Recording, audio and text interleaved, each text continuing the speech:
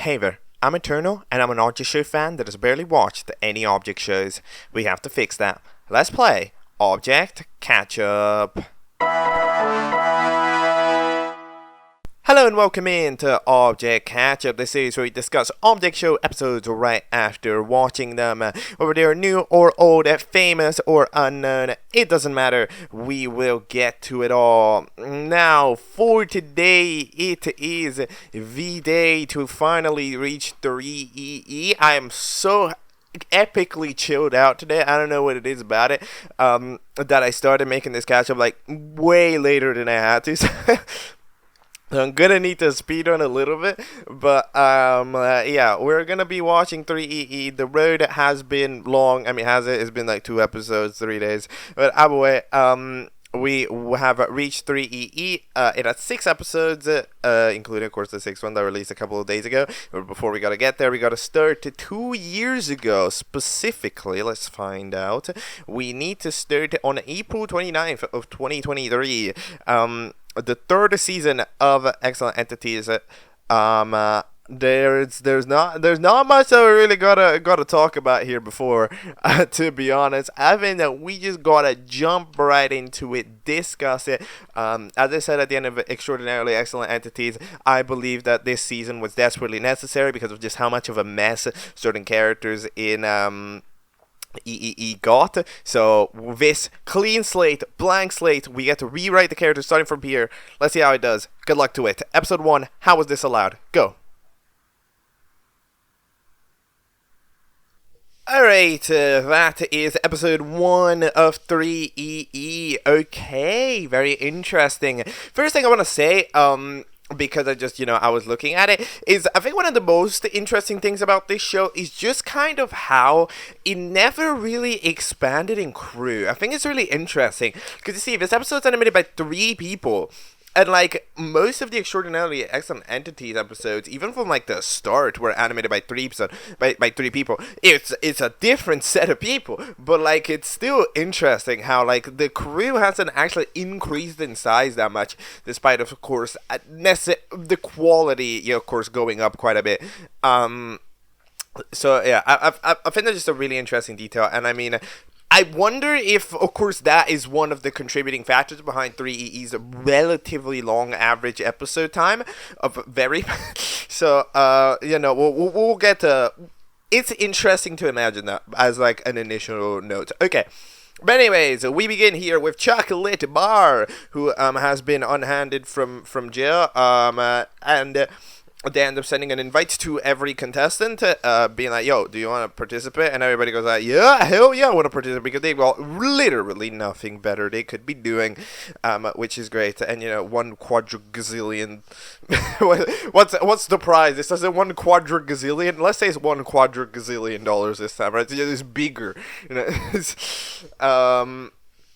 But yeah, everybody's here, and everybody is indeed competing. How many contestants does it say down at the bottom? Because I didn't count how many there actually are.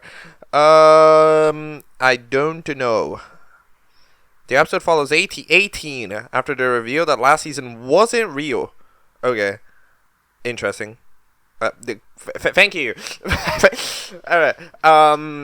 Yes, chalky freaking dreaming. Okay, so those are the 18 contestants, and anyways, we end up having some interesting. Oh, it's $3 million. Okay, that's the prize. It's not a quadrigazillion. It should have been low key, but yeah. So we end up having the intro. The intro is a good intro. It's like interesting developed. It's kind of Broomer Boy style of a song. However, you can see that there's a bunch more vocal processing done to actually try to like help it out. And it ends up sounding pretty good. It's a good intro. It should hopefully withstand the test of time instead of just having an intro that swaps out every 2 episodes. But yeah, so we end up having the team sorted. So let's see. Hold on. Let me quickly go over it a little bit. Okay, so Team A: Muffin Nail, Clay Moonstone, Mango Diary, Chalky, Shark Bearberry, and the Tub of Lard. Okay. let's see. Whose season is it looking like? Because of course there's a bit of a first impression with these characters, right? Muffin does get a good chunk of screen time. Still, no, it's still kind of hard to point down what exactly Muffin's archetype is, right? Like they're a little bit more logical while being over excited in a way, it's kind of difficult to point it down. Nail absolutely remains the beneficiary of the writing style. Nail is still probably my favorite character, but you can really tell from this episode, like if you compare how much screen time they were getting extraordinary in this episode, like it's not Nail season. Like this isn't Nail season to win. However, at least Nail, we'll be there, have a fun time.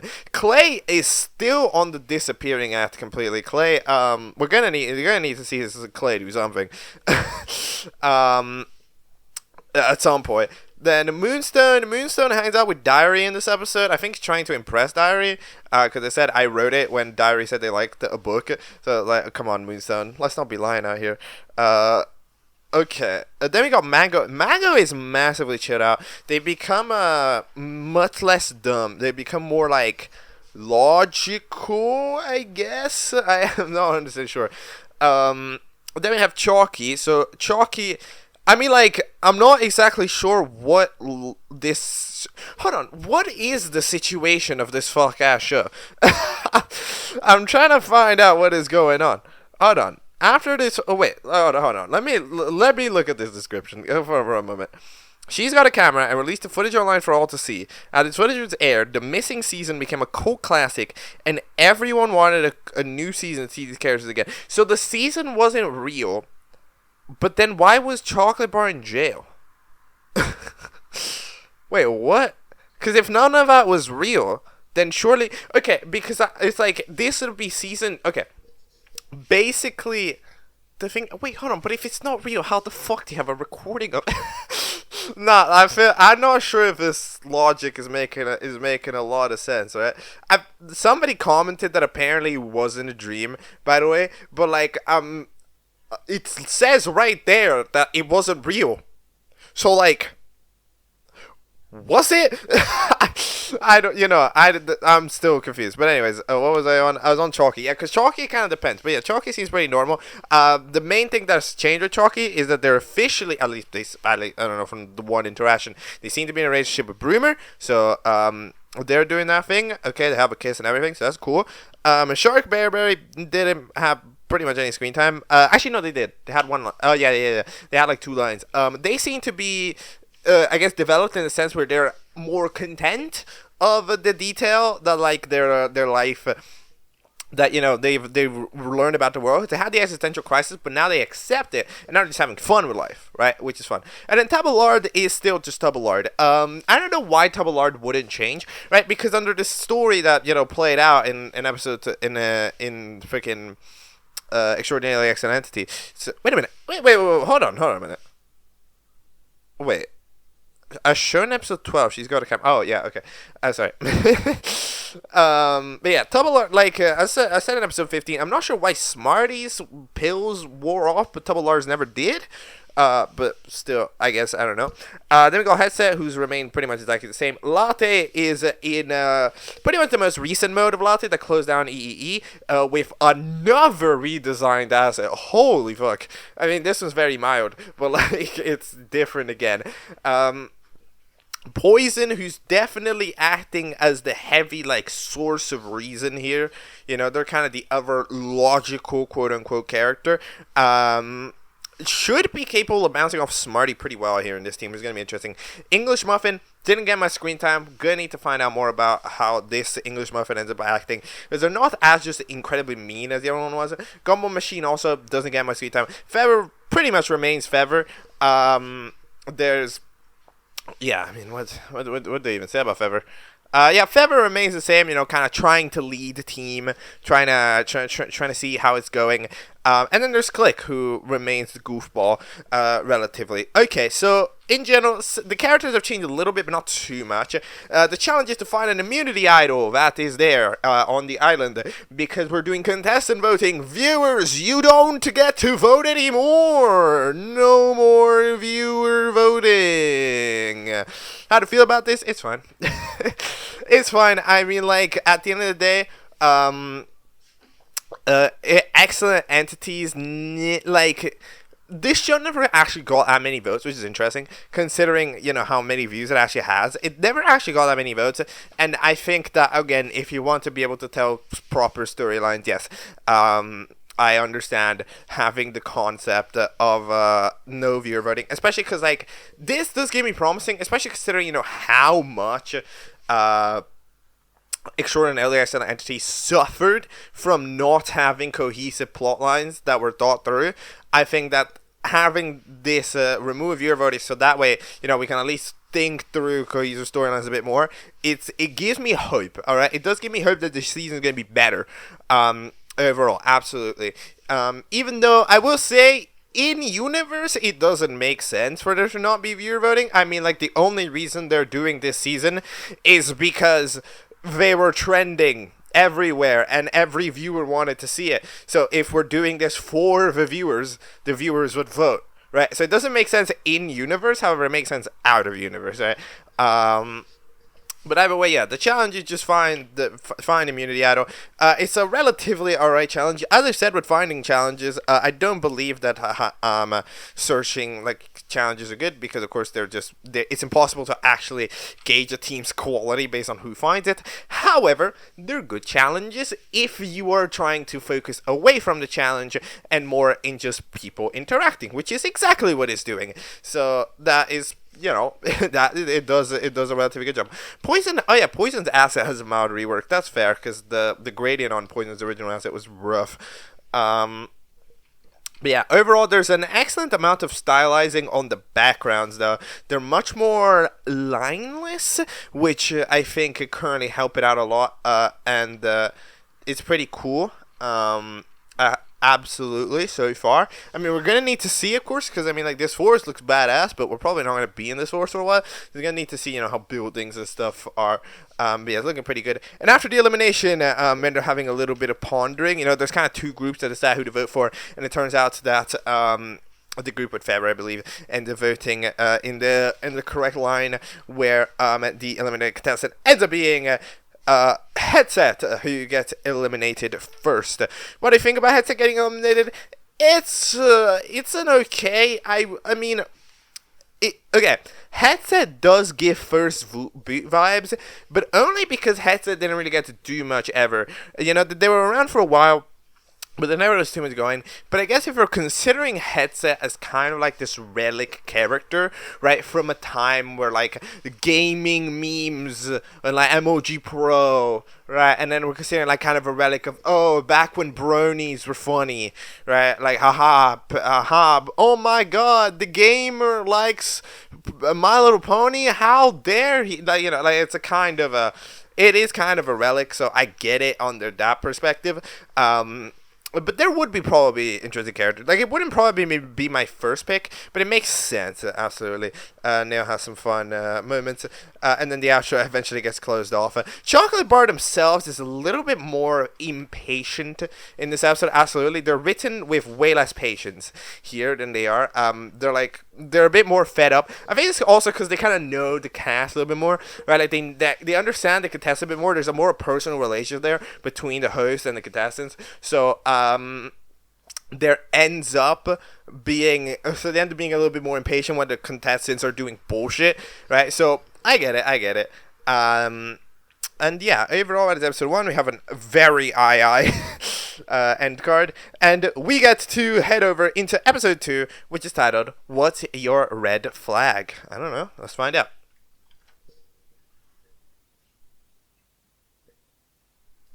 Okay, that is episode 2 of 3EE. What's your red flag? Okay, so, we have here the start of the episode with Shark Bearberry complaining to Mango that they posted an angry photo of them.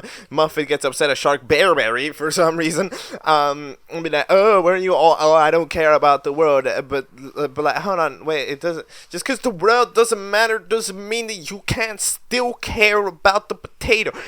You know, about something dumb. Okay, Muffin, come on, Muffin. I know you're too argumentative. Argumentative. Is that a word? Yes, that's a word.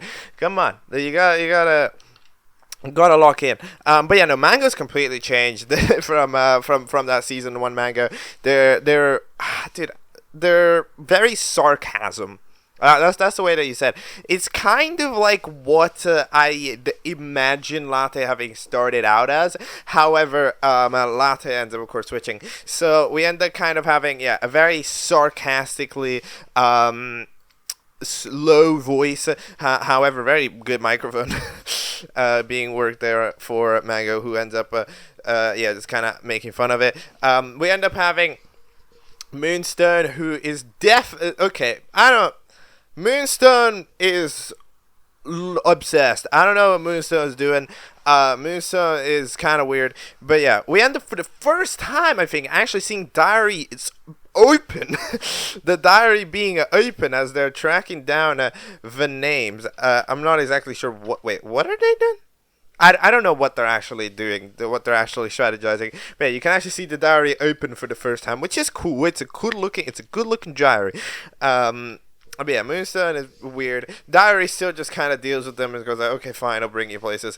And then we end up having the challenge. So there's also interns, by the way, who happen to be there. One of them, I don't know any of the interns. However, one of the interns is the Clip, who I believe cameoed in like a B episode, right? There was like a clip that cameoed in like Ep.82 or something. It was like something wacky like that. Back when BFB did that. So yeah, that's like a thing. And anyways, then we end up having the contestants be like, yo, can we name our teams? Like, no, yeah, you're gonna do the joke. Then the name pops up. Okay, yes. First of all, meta humor. That's meta humor. We end up having a little bit of meta humor. I mean, of course, Shark Bearberry kind of inherits meta humor at a sense.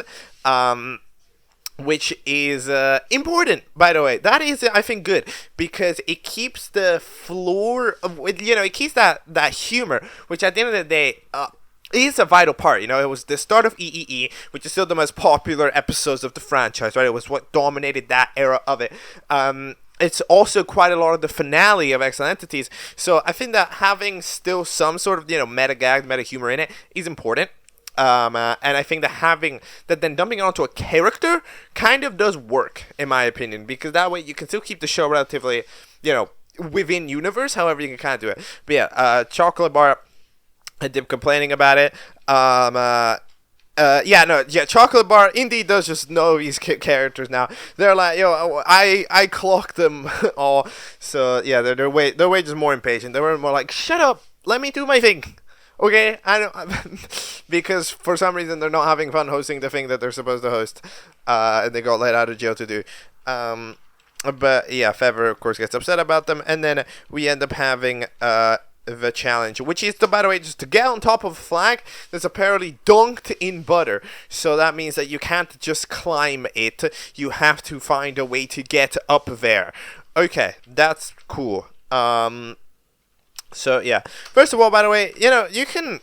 I understand this team that yes, Chocolate Bar's like, oh, your name teenagers are gonna be bad. Well, just name them properly. The gag is that the coach never understands what the team name actually is. Come on, Chocolate Bar, just lock in. That way, we end up heading over onto the challenge where we end up having some fellas go over, end up having a debate. English Muffin is apparently trying to lock in. Look, English Muffin being very strategical here, being like, yo, we need to split off the Broomer and Feather trio because they always disagree with each other, but at the same time they keep being there. So then English Muffin ends up acting out a scene where they'll be like, oh, I bet Feather has a great idea, so that way they get Feather to go over. So yeah, there's proper tactics being played, getting people on your side or on their side, which it's a thing that the show can do now, right? It can add that additional depth because of doing contestant vote, which is true. I mean, look, actually, in my personal opinion, you can do this with viewer vote. Contestants can strategize around viewer vote. They never do. Like, there's not one show that does this, but I do believe that contestants can plan out viewer vote other than just don't be mean. Like, come on. But either way, we end up having, by the way, Mango and Nail have something going on. Because, there's so much random backstory dump of these two that's like, yo, these two, since when were your buddies? Like, when did that happen? I don't remember. Like, apparently, you got left alone with the queen and Nail murdered her dog or whatever. But, like, that's weird, because that's not an interaction I remember happening. But apparently it did. Because, I don't know, the backstory, they remember each other, right, pretty well. And Nail constantly talks to Mango. So, like, that's interesting. I don't remember that. But, yeah, we end up having Double Lard eventually make it over because the butter smells good. And they try just licking their way up. And it doesn't quite work because they end up getting hit off by the other team who throws a phone at them. So that way Double Lard dies. But yeah, either way, last second Broomer tries to jump up. It doesn't really work. And then we end up having English Muffin officially have Feather join him in the alliance, right? As some teams are, they're inventing various tactics. Sharkberry's trying to use a catapult. It breaks. It Click's trying to use a super ladder thing. It doesn't work. That breaks it. In fact, Sharkberry just erases Click. I'm sorry, you could just do that. you could just do that. But yeah, there's some. There's some interesting stuff going on. Of course, by the way, we're just gonna ignore the elephant of the room that are, isn't Clay able to grow to any size? And B, isn't Moonstone just capable of flying to the top to the flag? Those are theoretically two possible things that both of those characters can do. They don't use these capabilities. I don't know why. In fact, Moonstone doesn't do anything. Okay, Moonstone doesn't do a damn thing. Like, I'm sorry, it's, again, I don't know, Moonstone's so weird, like, it's so weird, because, I'm sorry, Moonstone's off here enamored with Diary, like, it was even a gag in, like, Excellent Entities that Moonstone needed to check if the Cliff celebrity liked them back. How do you not do that with Diary? How did you not do that? How have you not pulled this off? Like, I don't know. Gonna be absolutely fair. I don't know what Moonstone, kind of weird. But either way, Sharkberry apparently ends up having the idea that if you change the molecular structure of air, you can turn it with air. Oh my god. So yes, they end up doing that. We end up having, by the way, the bacon guy is very dude, actually, oh yeah, this lunch order. Dude, this potted plant looks great. This is a great asset. This is a fire asset right here. I need this. I need a debut and they join. I need that. But yeah, we end up having apparently not much progress. They end up inventing a couple of other tools that don't really work because everybody just forgets to bring it up high enough. But then end up apparently they're scheming. We end up having at the last second. Poison builds a jetpack, which they end up pulling not at the correct time. So they're off to the races, going like yeet, and then eventually the air into stare device got made by Sharkberry. So then at the last second, Sharkberry manages to do it, and they have successfully won, which is quite nice. Not gonna lie though, I mean, like, your plan of switching the scene to the flag and then grabbing it from there, it was gonna work. Like, yes, of course, the scene changed, but like, you couldn't just bring it back. Like, I thought you had the power of the world. Just go back 4 frames. I don't understand, Sharkberry. Do you have the power of the universe or not? But okay. Either way, they end up trying to find out what they're gonna do, and eventually seems that English Muffin tries fools Feather just like absolutely omega, and ends up giving a vote to Poison kind of at random, and then we end up that the eliminated contestants ends up being Bremer, who everybody else ends up coordinating to remove. So the idea was, that Feather, Bremer, and Poison, they were kind of a unit. However, if you split up Feather from the unit, you end up just kind of having Gumball Machine, Bremer, and Poison, who vote for like Feather or whatever, and then Feather, Click, Latte, English Muffin, and Fella now with 4 can overpower and eliminate Bremer, right? And that way you can just keep Feather's vote kind of at a dust, right? It can be for anybody who's not, herself. So you just need to make Feather not vote for somebody else or whatever. So wait, does that make sense? Bremer eventually gets out. Chalky gets sad that they're gone, of course, because they're husband. But either way, they end up dipping off. Bremer eliminated. Bremer's the exact type of elimination that I expect the show to do, because it's just such a big character in Extraordinarily Excellent Entities. It's just such a relevant one. That is like you want to give additional screen time to other people, that haven't quite gotten a full arc, haven't gotten a full development, right? Personally, again, I see a lot of value in sometimes, the having characters who did well, try again, right? Try to be proper force to be reckoned with. Like, I think that's underrated. However, with Bremer, it wasn't really necessary, because Bremer wasn't really a force to be reckoned with. Already had so much screen time. All of the songs are Bremer singing, right? Like, there's just so much importance that I think, separating it a bit, and getting some other people on a spotlight is indeed a good move. And overall, that's the episode. I mean, good episode. It's relatively chill. There's a couple of quick critiques that I made there, but like in general, it's doing well. Animation quality is of course very high. Challenge is currently relatively simple. The show's following a relatively simple procedure. Characters have a bit of strategizing during a challenge that takes, about 6 minutes-ish, right? Which is not very long, so, then kind of doing a couple gags, doing a little tiny amount of strategizing. I mean, there's only 2 teams, so you can't do too much strategizing, right? Arcs, quote-unquote, aren't really developing yet, because at the same time, you don't need to, starting arcs isn't currently needed, because, these characters already kind of know each other. So their relationship statuses are most already set, right? Like, you can kind of tell already from the beginning because we've seen these characters before, right? But hey, the episodes are gonna get longer, so let's go to episode 3, Sarcastic Park.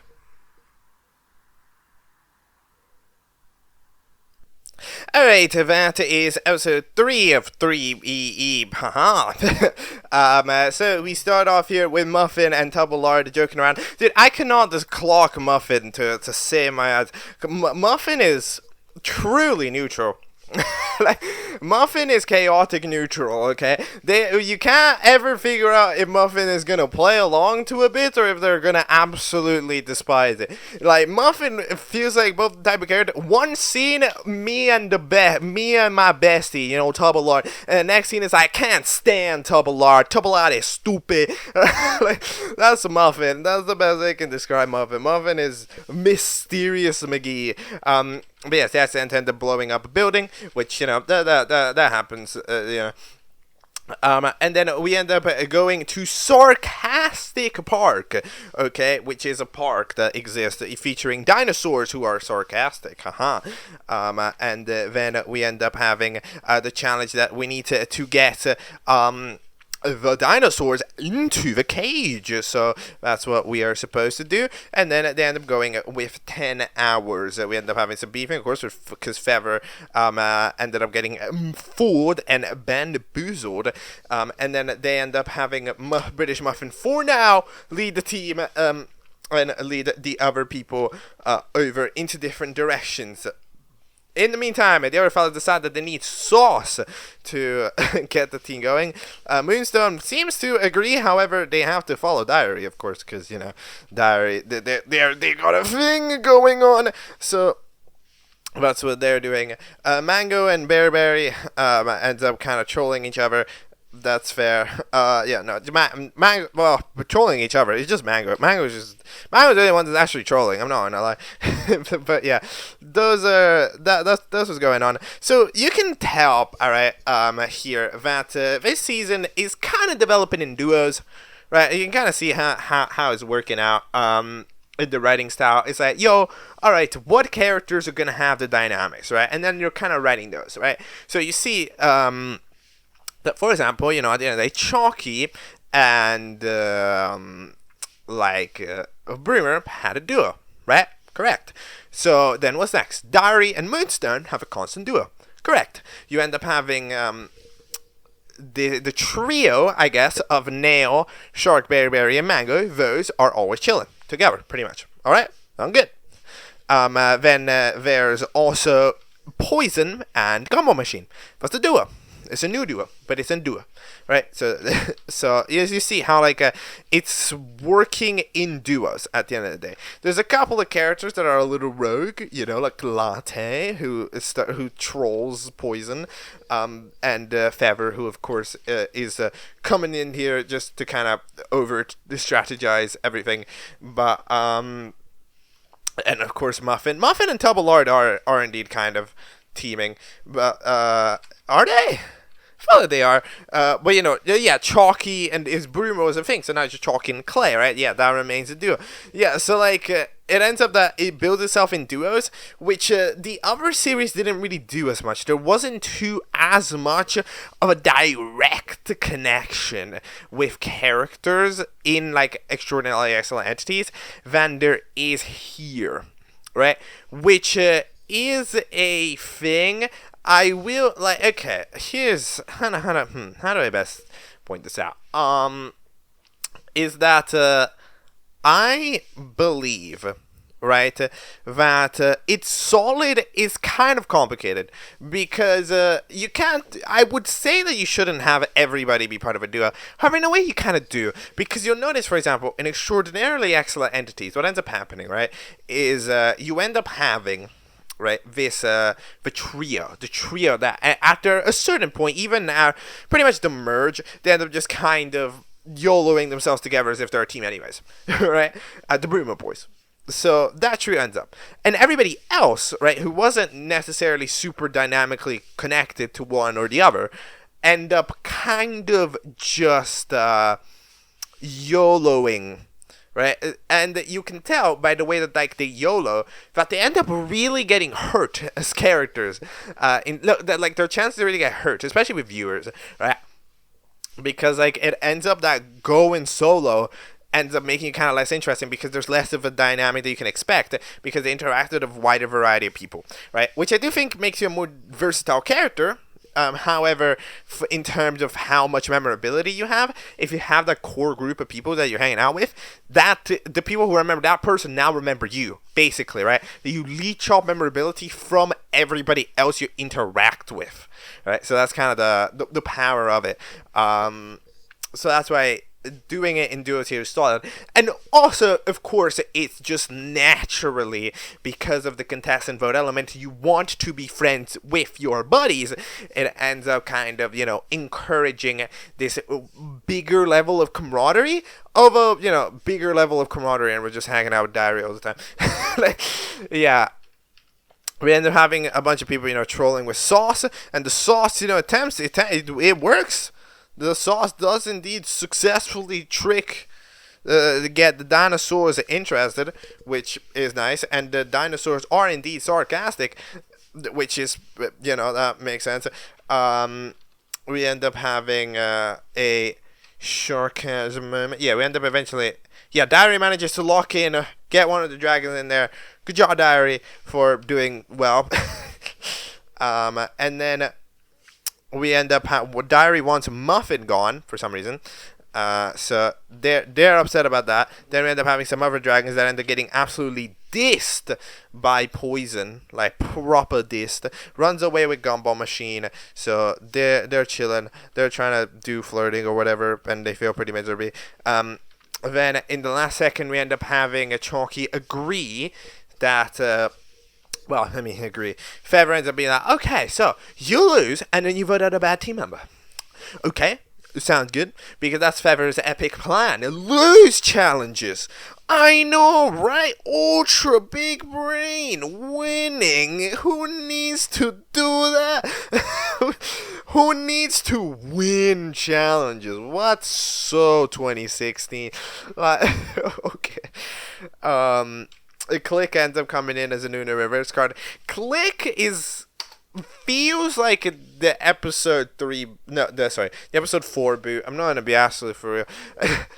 Click is nothing, right? And they're not nothing. They're just the only character where you can visibly see that they're not in a pact, right? Like, they're not really trying much of anything. They're just being goofy, and so far that's not that.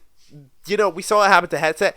It doesn't really seem that it's gone you in the game, and it doesn't really seem that we're doing too much with Click, so I think Click's probably the next one to go, after, of course, we got eliminated here.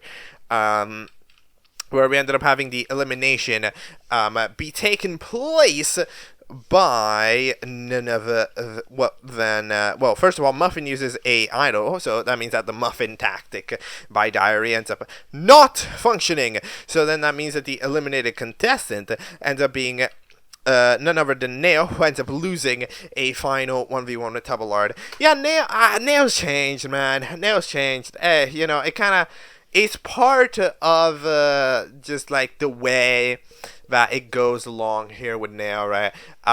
Nail from season 2, at the end of the day, is such a good contestant, right? Like, it wasn't gonna get better. We needed, like, THREEEE was gonna let go for other characters.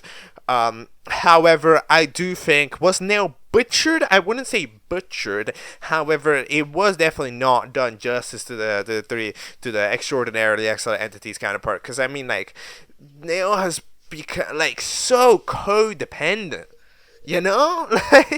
Like Nail became so codependent and became so much more of a scaredy cat in this than that. Because, like, I'm sorry, Nail, why are you so scared of fighting Tubalard up here? It's like, I understand it's a scary situation, but, like, come on, Nail, you're the person that was out here throwing punches, bang, bang, boom, climbing the tower, bang, bang, boom, final battle at the radio tower, right? All of this stuff, you're throwing punches, you're doing everything, and now you can't do anything without your mango. Like, like, come on, bro.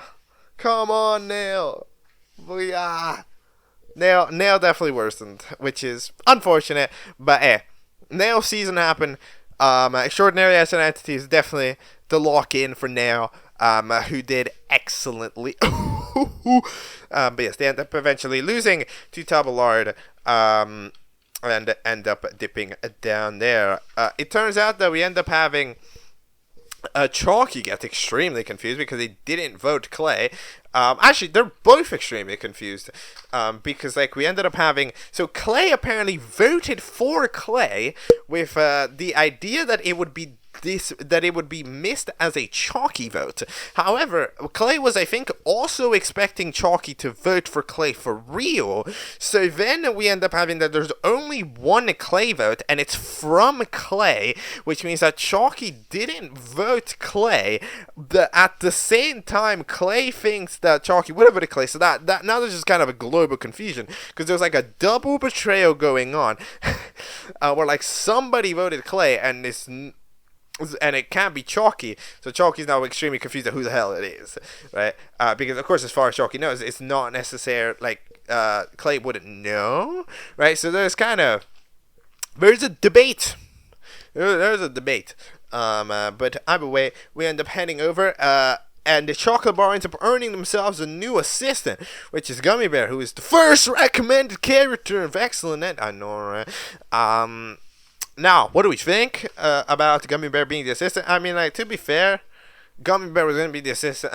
I know a chocolate bar is like, I want an assistant, as if you weren't complaining about all the interns that you got given. I'm sorry, did you really think you were going to get given somebody good? Chocolate bar, you're an still convict. You're not even an ex-convict. You're still in convict. There's literally a probation officer on you, literally at all times. Like, what are the parole officer? Sorry, there's a parole officer with you, literally at all times. Like, did you really think that we were gonna be nice here? You think you're Jimmy Fallon? Like, what is? But yeah, then at the last scene. By the way, I will say, I am certainly. The lack of post-credit scene in the episodes, it is hurting a little bit. There's no post-credit scene funny. But yes, at the last moment, we end up having Mango, who are having a discussion with Shark Bearberry, because for some reason, nail down. Hold on, wait a minute. Give me a moment. They got my kid, SPV, got him locked up in some cold, dark place. He needs 3 blankets when you tuck him in at night. Do you think he's getting 3 blankets down there? No. Listen, somebody's got to pay for this, and I can't trust anyone else here. Help me avenge my boy, and I'll do whatever it takes to make sure you win. What do you want this bro to do? What is the tactic here? Like, win? I don't know. Like, I mean, yeah, what is the avenging? You're avenging who? It's an anonymous vote. Sorry, Manga, you're not the greatest you're not the greatest detective ever. I'm not. What? Who are you? I mean, you're avenging Nail for some reason. Like, the best help that SPV could do would be to get eliminated and bring 3 blankets down. Like, that would be the best thing to do. But then it's like, I'll make sure you win. So that's not what they want to do. Mango does not want SPV to get eliminated so they can babysit Nail. Okay, no. So then what's the idea? I don't really get it here, Mango. But yeah, Chalky plushes. Here we go. And then that is episode 3. It's a relatively solid episode in terms of showcasing a little bit of how dynamics will actually function. You can very clearly tell that there's like a route of like half the cast is definitely connected to another side of the cast, and they'll probably really only interact with that set for a while. And then there's kind of the YOLOers who don't really have too much going on yet, but it really, again, we're in the early phase, right? That's all I like to say. Episodes 1 through 5 are early. Then 6 through 10, you start entering the middle game, right? Like, okay, 1 through 5, early game, you're just introducing everybody. Here again, right? You're trying to figure out, who is this?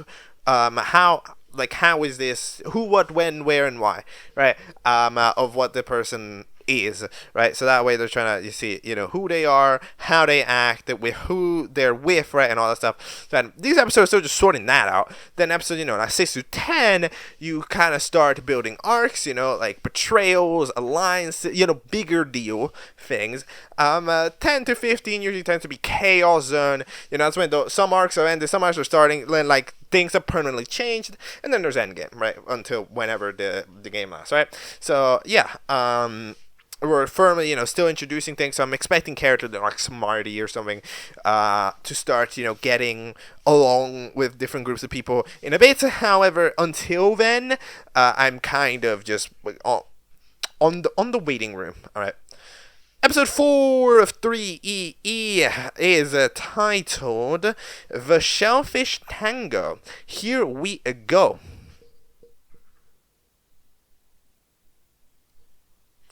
Alright, that is episode 4 of 3EE, and there we go. You see how, I was still on about, these characters are muffin, don't really know what the duo is, don't really know what's going on with Double R, don't really know what's going on with Click, right? Like, these characters, boom, there we go, solved. Problem solved. Don't really know what's going on. Feather solved.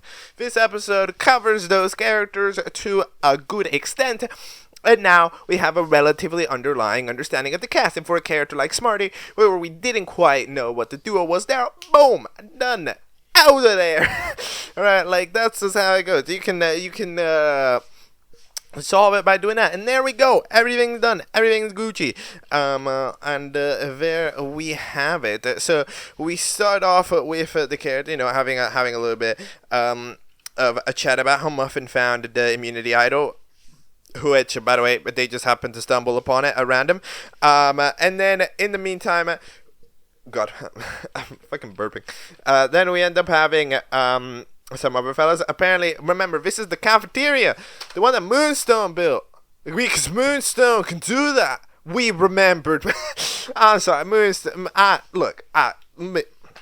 We need a baseline level. We need a Moonstone emergency meeting to be like, yo, what is this character? Because I feel like we still, like, this show is getting pretty good at figuring out what the hell it wants to be. But not with Moonstone. What is Moonstone?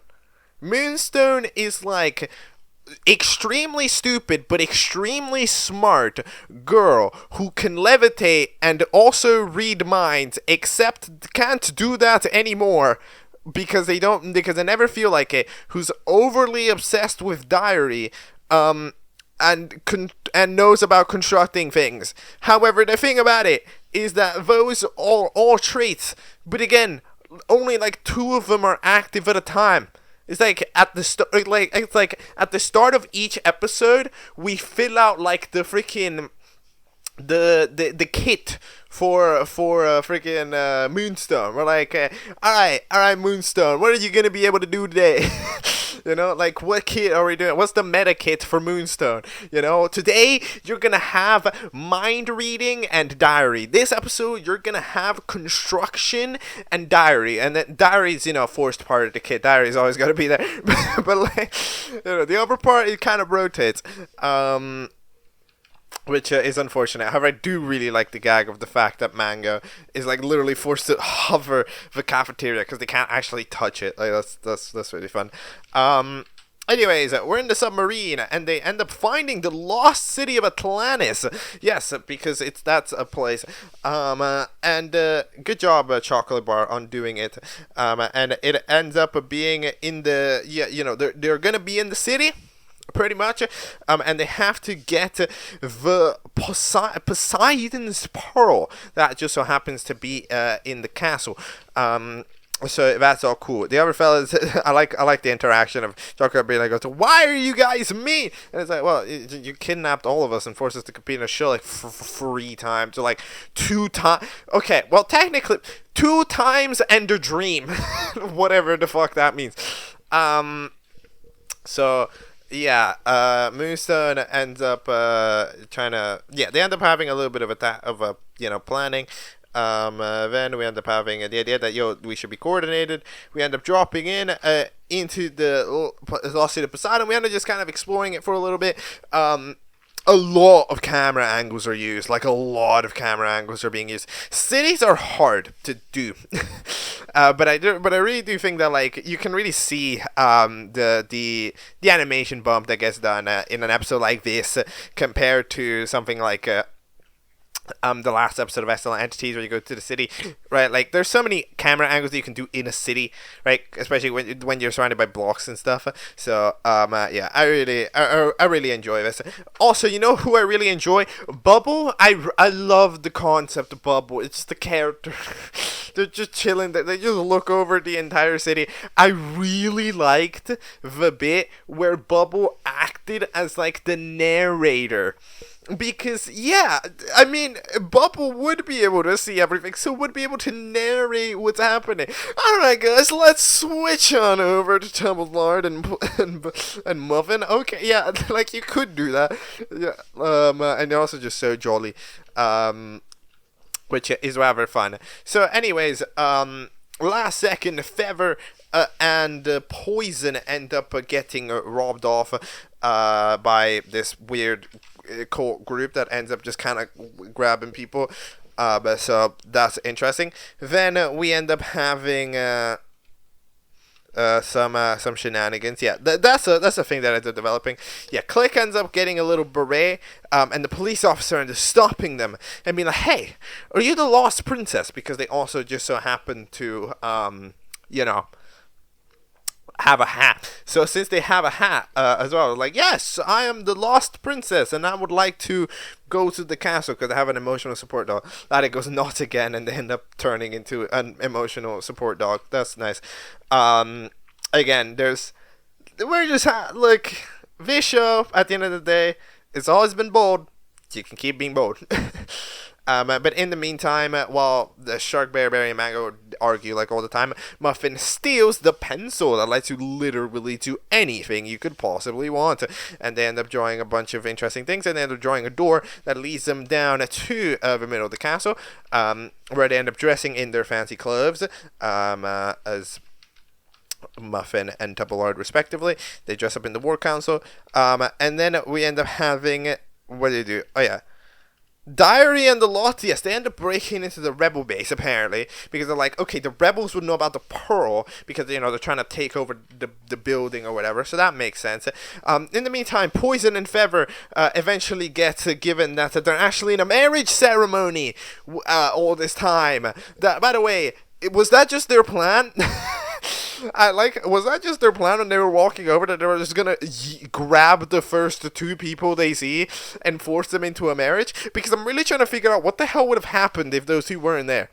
Like, who would have married each other? Like, who would have done the marrying? You know? Like, what would have happened? But anyways, Gumball the Machine looks from afar, right? And is very disappointed, right? Because, you know, it's very sad, you know, like, come on, Poison was my guy, and they're out here marrying someone else. And it's, Gumball Machine, come on. You were right there. How did you not see that obviously the guy was literally kidnapped by a horde of people alongside Feather? They were literally brought over forcefully and then were put on a pedestal and told to be bride and husband. Like, come on. Like, look. This show, okay, here's the deal. The characters in this show, they're all stupid, but they're all stupid for the sake of jokes, okay? Come on, the Gumball Machine. Lock in. Come on, don't lose your husband like you lost the kids. What are you doing? Come on, bro, whatever. Then we end up having Clay, who tries to sign these rebels as a boy band. I don't really know what they're doing. Oh yeah, the pearl ends up just dropping by from a chest. So that was there, by the way. So it wasn't even on the castle. A chocolate bar just lied. I mean, I guess chocolate bar wouldn't really know where Poseidon's pearl was, but like, yeah, it ends up being there. Bounces off a couple of people. Moonstone ends up managing to get it. However, then proceeds to get knocked off again. And then the police arrives, and it's over. Everybody's in jail. I'm gonna be for real. Everybody happens to be in jail. Muffin and Double-Lard end up getting, Double-Lard ends up getting a little bit too into the bit of suggesting ways for the poor to suffer. And then they suggest the idea of popping the bubble, which, you know what, I'm kind of disappointed that doesn't happen at the end of the episode. I know I said I really like bubble, but it would have been a nice gag to be like, oh, they still followed the advice. Right, like, that would have been fun. But, then those two get stuck and end up, you know, being busy. And in the meantime, Click is forced to you know, chill with the princess, end up chilling, you know, with the prince, who has been chilling there with Poseidon. That's a fucking fish sandwich. They end up chilling, and then having a little bit of a conversation. You know, they're kind of liking it. You know, they're doing a little bit of a fake dating. However, then, you know, Click ends up trying to stall out the fish head, right? Because they're like, all right, fish head, tell me about your day. Yeah, how was your day? How was your day? Well, it turns out that actually their day was pretty good. Yes, it turns out that the day was pretty good. And Click eventually, ends up being like, yo, tell me about what happened. Yo, tell me a joke. Yo, tell me about your collection. Right? So like just have this guy yap, and in the meantime, Click kind of gets into it. So yes, fake dating turning into real dating. Latte makes a story about that. Yeah, I think Latte solved. Gonna be honest, I think Latte solved. Latte was one of the big criticisms that had an extraordinarily excellent entities, because Latte kind of ended up being that one character who just like suffered from having I want to write it like this, this is bad, this is bad, this is bad, and it turns out the Latte ends up being 4 different versions of the same character, right? Like again, it's all under the same foundation. Yes, the same foundation. All of those versions of Latte are a mean character, right? All those versions of Latte are a mean character. However, just because all those versions of Latte are mean characters doesn't mean the 2 mean characters have to act the same. They're mean characters that act completely different. Like, I'm sorry, Latte from episode 6 of Extraordinary Alexander acts completely different than Latte from episode 12. Like, they're both mean, rude characters, but they act things out differently. But I think Latte has managed to find a solid mixture, Like, they're kind of a sarcastic, mildly mean, who thinks about stories quite a bit, right? But like isn't too obsessed about informing followers or anything. So we kind of modernize it. You just write stories, right? Instead of just kind of going too deep into the nitty gritties, right? So you're like, I think Latte solved the issues that Latte have now been dunked straight onto Moonstone at high speeds. But other than that, it's going great. So yeah. In the meantime, the other fellas try to break in, but it turns out that the pearl, it wasn't in the safe anyways. So yeah, the pearl ends up dropping by. They end up running away. But yeah, anyways, there's a team in jail, and then there's another team that's failing. And that team eventually goes like, yo, it's Chalky's fault, because Clay is really trying to clock in that it's Chalky, because like, well, Clay would invent themselves. But yeah, Clay is fully playing into it that it's Chalky, which, I mean, is interesting, because, I mean, I guess, like, don't lose challenges, but yeah, Chalky's cooked, if they don't win, which, they did, so, fair enough. In the meantime, last second, Smarty ends up having an idea. It's a complicated idea. Trade the pearl for the princess. That is an idea. So, they end up that they were maybe going to trade the princess for them a coupon, which was interesting. English Muffin goes, you can't do that.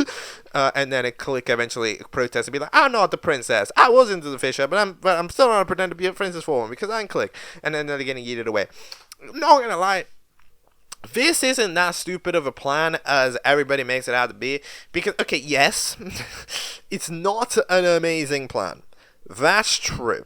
However, you gotta remember, when a challenge is done, characters are forced back into the show. Right? Like, there's not gonna be a character that's just gone. Right, like Click would come back, whether by dying and getting recovered, by getting spewed out by a bubble, right? Whether it's by the teleportation that Chocolate Bar could suddenly do, right? Like, at the end of the day, it wasn't gonna be that Click would just be traded. So it would have been an extremely temporary thing. You would have just had Click stay with them for a little bit as part of the deal. The pearl, you bring it over to Chocolate Bar. Chocolate Bar declares you're safe, and then while everybody gets brought back to the island, Click inevitably has to be one of them. So then you do that. Yes, it's scamming, but at the end of the day, they're rebels. You're scamming the scammers, right? Like, at the end of the day, it's not. It would have been a plan that works. Everybody's like, oh, you're trying to trade Click. Well, not forever. Right, like that, like, it's a good plan, but it's not a good plan for the reason. Like, I think, but the problem is not even Smarty thought about this. Like, even Smarty was like, oh, how much longer do you think Click's gone in the game? No, it's Click would come back, it will be temporary. Come on, bro. What are you doing? Come on, you didn't think this through when you made the plan. I'm thinking this plan through more than you. Come on, Smarty, with the fucking different answer. But yeah, Gumball Machine comes in last second to try, save the day. Nobody saves the day. Gonna be absolutely for you. However, thankfully, the pencil's there, which is nice. And they're giving the pencils to the rebel group, being like, hey, look, we can give you this, and you can make anything you want with this pencil, and that's solid. I know that this pencil isn't mine, and I robbed it, but I'm gonna trade it. Okay, Muffin, what are you doing, bro? But all right then, they end up agreeing to this deal, and then that means that they have the pearl. Yay! The bubble spews them all out, and then we have the elimination here for Team B, where Smarty gets eliminated. Yep. Fair enough. I mean, like, at the end of the day, Smarty did try to sell somebody, and I mean, like, they couldn't make their case, Like, that plan would have worked. Gotta be for real. It was a risky plan. It would have worked, though. Because they would have won the challenge. Click would have had to come back by the rules of the show. There's no way they could have just been kept, right, by the rebel group anyways. Like, there's no law saying that they had to stay there. And at the end of the day, the lost city of Atlantis is so fucking lost that nobody could find it, and you think the lost city of Atlantis is gonna find you. Like, it's not. It wasn't gonna be a problem. It really wasn't gonna be a problem. So that's unfortunate. It was super close to working there from Smarty. But yeah, that's what happens. Play big. Yeah, I end up taking off the pearl. We could work the pearl and say that their bloodline is forever cursed. Oh, the scene of the sun. Oh my god. Okay, well, I think that's the first time we know the chocolate bar has a kid with a freaking pine. It's an ice cream sandwich. Oh my god. So they dropped the food on their shirt, which means that they were that makes it cursed. Breaking case of curse related. What does that button do? I want to know. I need a pine cone spin-off. This character, because I'm sorry. Okay, yeah, I'm not even gonna lie. This character looks extremely entertaining. From like the two appearances that there were of Chocolate Bar's wife, they look extremely entertaining. Can we have them? Can they be on the show? Can we have a cameo? They are like a co-host appearance. Come on. But unfortunately, not. The curse apparently drops off onto all of them as well, which is great. So, yeah, I don't know. Don't have kids, y'all. I don't know what they're gonna say. What the hell would Gumball Machine and Poison's kid look? A poison gumball? Like a poisonous What would yeah, it'd be like a gumball that's like acid. It'd be like an acid ball. Would that be the kid that they make? Well, I don't know.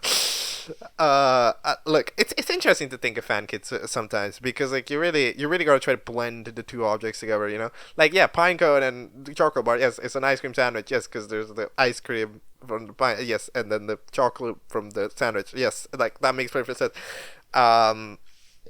But anyway, Smarty dips, and that makes sense. I mean, it really didn't look like Smarty was getting a group, in terms of like cooperating anybody. They were kind of part of like the larger group of people that tried thinking. However, they didn't have allies, right? So they end up dipping away. And now I feel like the game is relatively settled in terms of who is allies with who. So it's gonna be interesting to see. By the way, the sale of the pencil was absolutely a plot-saving device moment, because it was kind of one of those things where it's like, this is cool, but again, it breaks everything, right? Like, if you can just have a pencil, if you have a challenge, in today's challenge, you're gonna need to find, okay, I drew it. It's kind of one of those items where it's like, it doesn't let room for a lot of entertaining things that happen when you get to just, do that, right? But again, it's the same way that Clay can apparently shapeshift, like that got mentioned in this episode, right? Right, something in this, I don't remember when, got mentioned in one of these episodes. Still unbelievable. Clay hasn't shapeshifted into anyone since episode 3 of Extraordinarily Excellent Entities. It's been like a full season since Clay has shapeshifted in anybody. It's been like a full season since that. It's been a full season since Moonstone levitated. Isn't that insane? Literally. I don't think... Has Moonstone levitated since episode 1? I don't think they have. Like, we had a levitation because freaking Mango levitated. But like, it's insanity. is genuinely insanity. Like, again, I absolutely allow it because of it's a reset, but it's not. But like, we're mentioning these as things the characters can do, which is why I'm like, I'm still factoring it in, right? As like a thing, right? Because again, it's not a retcon if you just silently get rid of it. Like, you have to do something for it to get retcon, you know. But whatever. Episode 5, For Whom the Bells Toll. Wait, toll? For whom? What? Oh, For Whom the Bells Toll. Oh, Lord. Oh, okay. I was wondering. Okay, go.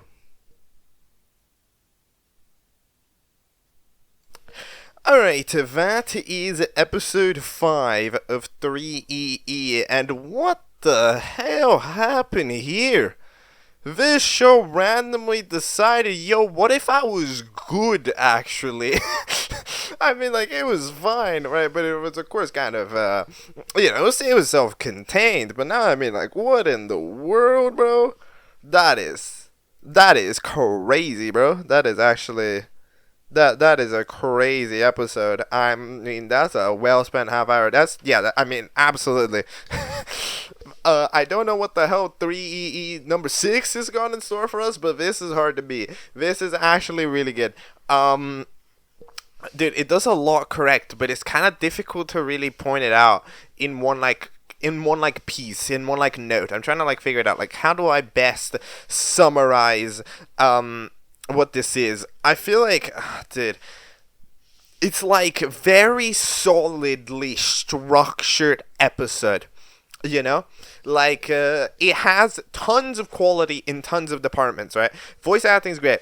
The characters, they show a proper emotion, and there's nice audio editing done as well.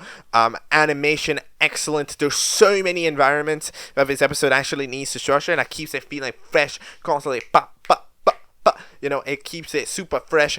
And that does excellent. But I think that absolutely the part that makes this episode function is just how well structured it is.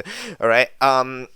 Because it does such a nice way of segmenting moments, right? Like, there's truly, as Diary said, a C plot in this episode. There's like a plot to the plot to the plot, right? Like, you can properly see, like what's going on, you know, like in the way that it transitions from talking Moonstone, Diary, then we get Muffin, right? However, but it keeps itself super fresh also, because even though there's all of these subplots, because all these people have gone to different places, right?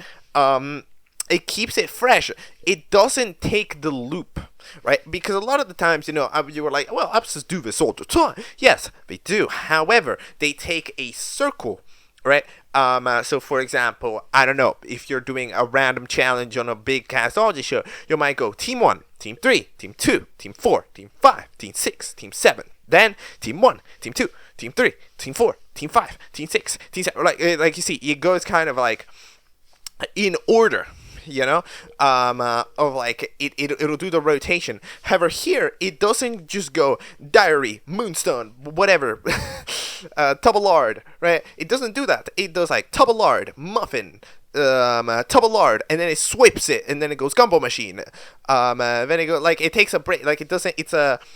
It's a very well structured episode because it doesn't follow a coherent structure.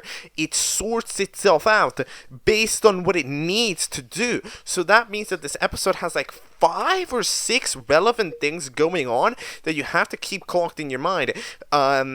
Because they appear, like, they take a pause for like 5 minutes, and it's not annoying. Like, sometimes you would think, oh, that's annoying. However, it's actually not annoying. It's actually great because it keeps you constantly, like, thinking, like, you're thinking about what's happening here while you're seeing there, and then each section comes with its own gags, each section comes with its own uniqueness, the characters are all relatively well written, right? Like, it's like, that's actually the part I think it nails down. And in terms of the literal writing of the characters themselves, I think it's alright. I mean, like, it's one of those things where it still does, with certain characters act a little weird. However, I do think that it does a good job, especially in this episode, of kind of clocking in things that aren't going on, even Moonstone is relatively corrected in this episode, we're properly trying to take advantage of Moonstones as the smart one, quote unquote. So apparently Moonstone is smart, but when Diary's around, they literally can't think. So that's why they can't read minds. All right, I see the reason. It's kind of bullshit, but we'll see it. Either way, remember when I said the animation team was small? It's officially grown. It's now 6, I think. So, that makes sense. This episode, it did release in 2025, but yeah, this is a great episode. But yeah, speaking of Moonstone, Moonstone's got a redesign. Yes, did you know that we can redesign characters still? We can redesign Moonstone. What tier of Moonstone redesign is this? It's like the 4th redesign that we've got. Moonstone is so much more blue, which I kind of like. Dude, what do I think of this redesign? Okay, I like it, however, I think that it's not defined enough, this is real. I said it kind of the other time that there was the Moonstone redesign that kind of faded out the details, but again, this is really close to just looking like Bubble. I'm not gonna lie, it is not too far off. It is I feel like it's the design, maybe it's not in the actual details are not too far defined, the actual lines themselves. Let me look up Moonstone again. Hold on, give me a moment. A Moonstone, it isn't defined, the lines on a Moonstone, but it could be, I guess, but it also that kind of thing was oh well, a diamond doesn't look like a diamond, right? It's one of those things. Well, I get it, absolutely. I would personally try to make a little bit more of a design feature, lines within the lines, so that it's more properly designed rather than just looking like a ball. But in general, I think that it's alright. It's alright. Is that an improvement? It's an improvement. It's an improvement. Anyways, aliens. Aliens are here. They are on the scene, and that is not good because we need to we need to start the aliens. We end up having Ice Cream Sandwich back again. Shout out to Ice Cream Sandwich, who was apparently speaking Latin and backwards. Okay, yeah, no, you are so cursed. It is over for you. They are Atlantis is adopting this guy. But yes, hey, I said that we should get more snow cone. We got more snow cone content. I do actually really like snow cone as a character. By the way, wait a minute. Chocolate Bar, did you get a redesign? I swear you got a partial redesign. Wait a minute. Wait, hold on. Was that name always low opacity? I swear that name was fully white. I think there's a mod redesign, but either way, it's not too massive. So then they were getting called, and apparently they get $1 billion quadrazillion if they're safe because they need to start the aliens. So yes, we end up having the 2 teams that challenge it, stop the aliens. As simple as that.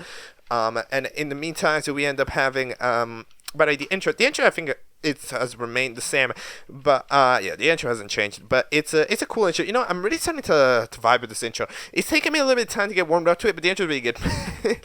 It has a tremendous total drama quality to it.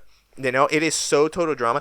I wasn't really thinking about the song originally about how total drama it is, but now that I compare how this intro plays along to the total drama they're very nicely comparative, comparable, and I think that it's solid. So yeah, this intro is definitely growing on me quite a bit. Then we end up having the fella at the end having a lab that they can make stuff at. So yeah, we have some teams. So we end up having Mango obviously be like, Moonstone, you gotta clock this team, alright? You gotta put this team together. You're the only one who knows how to do anything. So then Moonstone's like, alright, Diary, go get stuff. Okay? So that way, when Diary's away, Moonstone can roughly lock in and do some stuff. Okay, that makes sense. then they end up doing that. Gobble Machine ends up getting haunted by the kids from the backstory. This will be important later. Nortonava, we end up having them kind of just agree to do random things. They're gonna build a robot, but they're just gonna kind of YOLO it. Like they truly are off running to random places. So alright, and then Chalky ends up somehow in Feather's mind. Yes, okay. Yeah, new thing that has happened. Yes, Feather has a mind where apparently this is where Feather comes up with great ideas, featuring wait, who the fuck? This Evil Feather. So we have Evil Feather. So Feather collaborates with Evil Feather, a blue feather from another Feather's mind, and then a feather with a mild chord. And then those three come up with the ideas. So I see that the idea generation is not great. And Chalky's there. You might be asking, how the hell is Chalky there? Well, here's the deal. You gotta think about this. Chalky is the guy who dreamed an entire season and Gummy Bear somehow recorded it. You think this guy can't just enter people's minds whenever they want? Chalky's too powerful. Chalky got more power than you're letting on. Okay? Chalky can do anything. Chalky can dream up anything. I'm telling you. Chalky's way more powerful than any of you think. Chalky is the OP goat. Alright? But yeah. Anyways, apparently, what are you even here to say? You're a good listener. No, wait. No, Latte says that. You want to avenge Broomer. Why are you oh, you're being like, okay, oh, okay, so there's like a Feather pep talk being like, okay, you need to, think about Broomer literally the entire time, about, wait, if Moonstone reads your mind, you're just thinking about Broomer constantly, and that way you don't get your actual thoughts out about, the fact that you did or didn't vote Clay, I think, which is interesting. Here's the deal, right? I think that the pep talk is kind of confusing. Hold on, I don't think Feather knows that Chalky didn't vote for Clay. I think that's the confusion, because I think that like people think that like we've clocked Chalky, however we've actually not clocked Chalky because Chalky didn't vote for Clay. However, Feather thinks that since they told them to vote for Clay, they do vote for Clay, even though it was Clay that voted for Clay, right? I think that's what's going on. Roughly, I think, kind of. Okay, yes. So yeah, it ends up that on accident it kind of works, even though technically, you know, at the end of the day, it's like you would be thinking because no, it doesn't, because like what Chalky would be thinking is, oh, I didn't vote for Clay. Who voted for Clay, right? When that would be a solid thought, rather than like if you were thinking. Because what Feather's trying to protect, I think, is Moonstone reading Chalky's mind, and Chalky's mind going like, oh, I can't believe I got Clay out, right? Like, it's that type of thinking, when instead it'd be a different thing. So it's like, oh, just think about Broomer constantly, that way you're just infiltrating your mind, right? Okay, fair. I mean, yeah, I see what's up, Latte's becoming a bit more fun, I can't lie. I'm growing into Latte. I'm not gonna lie. I think I like Latte in this episode. I think Latte is, again, you see, is like I said, had the vibe relatively settled at the end of Extraordinarily Excellent Entities, and bringing that over here, starting the vibe up there, I think that Latte ends up being pretty solid. I like Latte as kind of that, you know, a little bit more an anti-energy. I don't know how to best point this out. But kind of like this constantly mildly pissed energy that she has going on without doing too much. So yeah, they end up trying to program a robot. They end up adventuring over with Feather. I always knew this is a good duo just from the get-go, because they kind of constantly, because they all have doubts, but at the same time they both don't, you know, like they both believe in stupid shit and doubt stupid shit, right, at the same time. So yeah, they end up Latte ends kind of adventuring with Feather to find Sciencey McScientist. Yes, that is a pretty dumb name. I gotta agree with Latte on that one. But yeah, you write a fanfic. Oh wait, Mango and Shark Bearberry just end up constantly debating, and then we end up having a scene. Yes, with the trolley problem. with an ethical dilemma, which is pretty cool. By the way, okay, we end up having the super cool scene that was back in, I don't even know what episode. Dude, oh, Chow Down, was it? It was episode, wait, I don't remember. Oh, I think it was episode Chow Down. Where we had like this type of animation shown. Yeah, I mean, this is just cool. Like, somehow, there is a very interesting thing about this specific animation, and is that it withstands the test of time like crazy. I don't know why. It's kind of like old game theory core. But yeah, it manages to work it stuff out. Wait, why are they doing this ethical dilemma? It's just gonna destroy the city. I don't live here. Here, maybe a visual will help. Wait a minute. What's the idea? Oh, so I think what Shark Bearberry is trying to say is that if we build a robot that's gonna destroy the city, no, Mango's like, we're gonna build a robot that can destroy this. That's probably gonna destroy the city. I don't care because I don't live in the city. Okay, and meanwhile, Shark Bearberry is like, okay, yes, but you could also just do the work and therefore not destroy the city, right? Like, it's just, even though you don't know the people, it makes sense, right? Which, I mean, fair enough. However, of course, Mango just kind of swerves around the argument so much that they end up winning. That's the best way I can describe how Mango does argument. Mango just kind of rotates around an argument. Like, somebody can make a great argument, but Mango will just chat bullshit until eventually the speaker gets confused. It's excellent. It's it's proper defense tactics, you know? Like, you can be literally say, "You killed me," and it's like, "What? Me? I killed you. But what does kill me again?" Like, you just kind of, again, as Sun Tzu said, you have to confuse the enemy. And indeed, that's what Mango does on the constant. So, yeah, Gummy Bear just randomly eats themselves over. Diary is, of course, upset because they have to go fetch materials. They end up entering on a thrift store. Click is also there, by the way. Who ends up being like, "Oh, you look like you knew what you were doing." Fair enough. Yeah, they end up going down to the thrift store. And then Diary ends up looking for a bunch of random things. By the way, I'm just going to point it out, like, Moonstone never actually gave a list of things, you know? Like, Moonstone would just, like, go get materials. Like, there wasn't like, a list of materials you're supposed to get. So the fact that, like, G's like, "Oh, I'm looking for plutonium-34, like, I mean, that doesn't matter.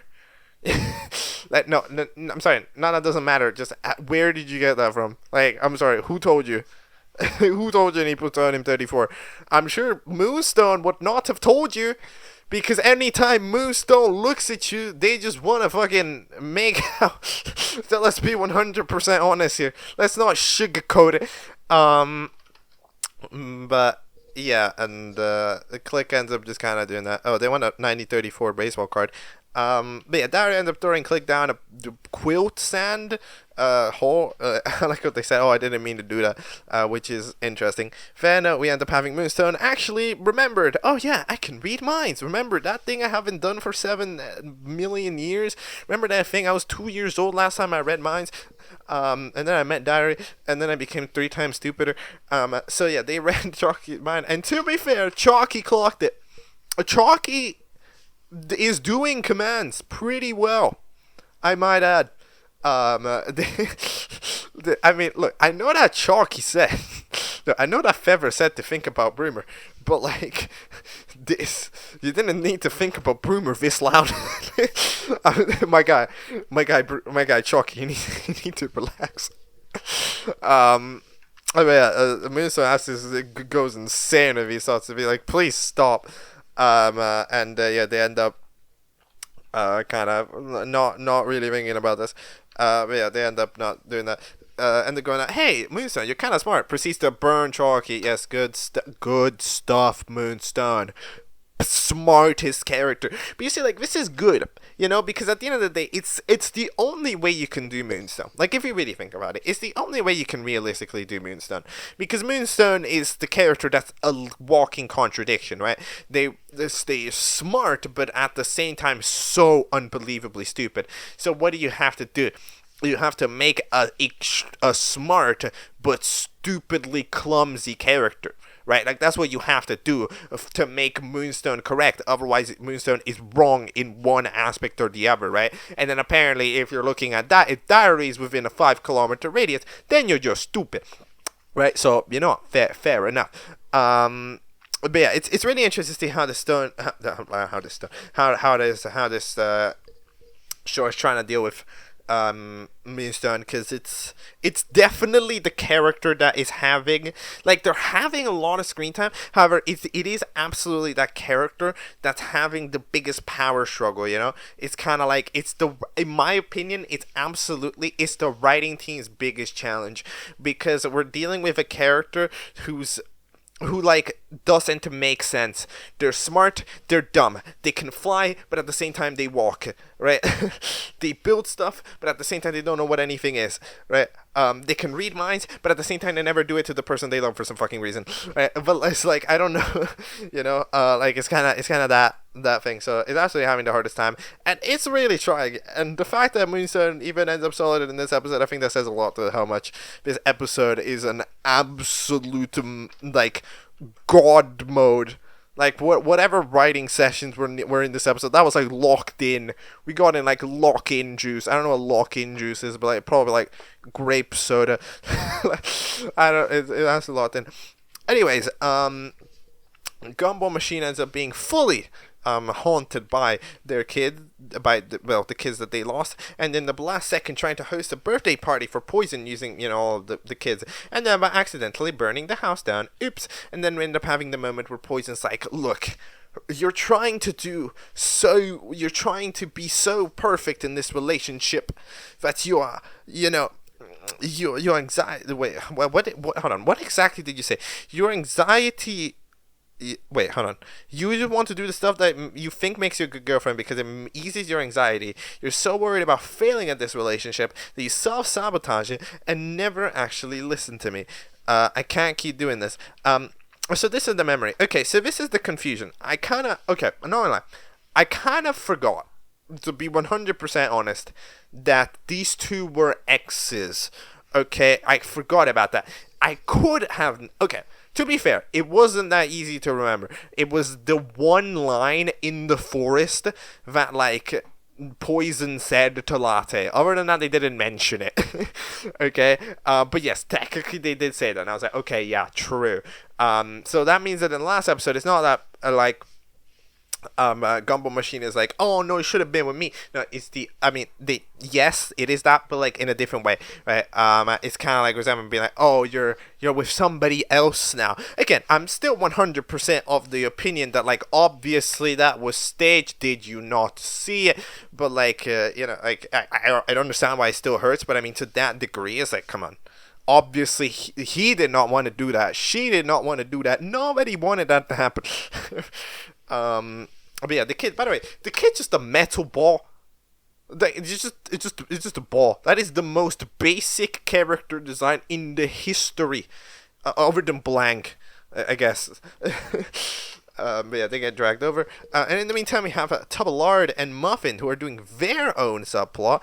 Yeah, another episode where these two are pretty much only interacting with each other, and that's about it. I think this episode officially cements the duo, though. Because, like, yes, they were only interacting with each other in episode 4 as well. However, they were also, kind of having they were also kind of off. They weren't too important to the actual events of the episode, you know. So this episode probably locks them in as like, yo, this is a duo, this is a thing. Okay, and you get to see all of the screen time before, of course, the ending. Then we end up having some situations, yeah, because they have to pilot the mech, so they have to kind of lock in together. So yeah, they end up doing a lot of different tactics. They're both really dumb. Like, they're both really dumb. Tubalard, yeah, they end up trying to dodge knives together because that increases cooperation, right? So they're just trying to, like, Muffin's trying to get the duo to get, you know, as cooperative as possible. They have a training montage, and the montage fails because the bro's just eating a sandwich. And then Muffin is just like, you know what, screw you, I'll drive it, you're useless anyways, you don't care, you're like, whatever, right? And eventually they get Taballard to go like super sad, right? Because it's, you know, it's not epic. It's not epic to get told off like that.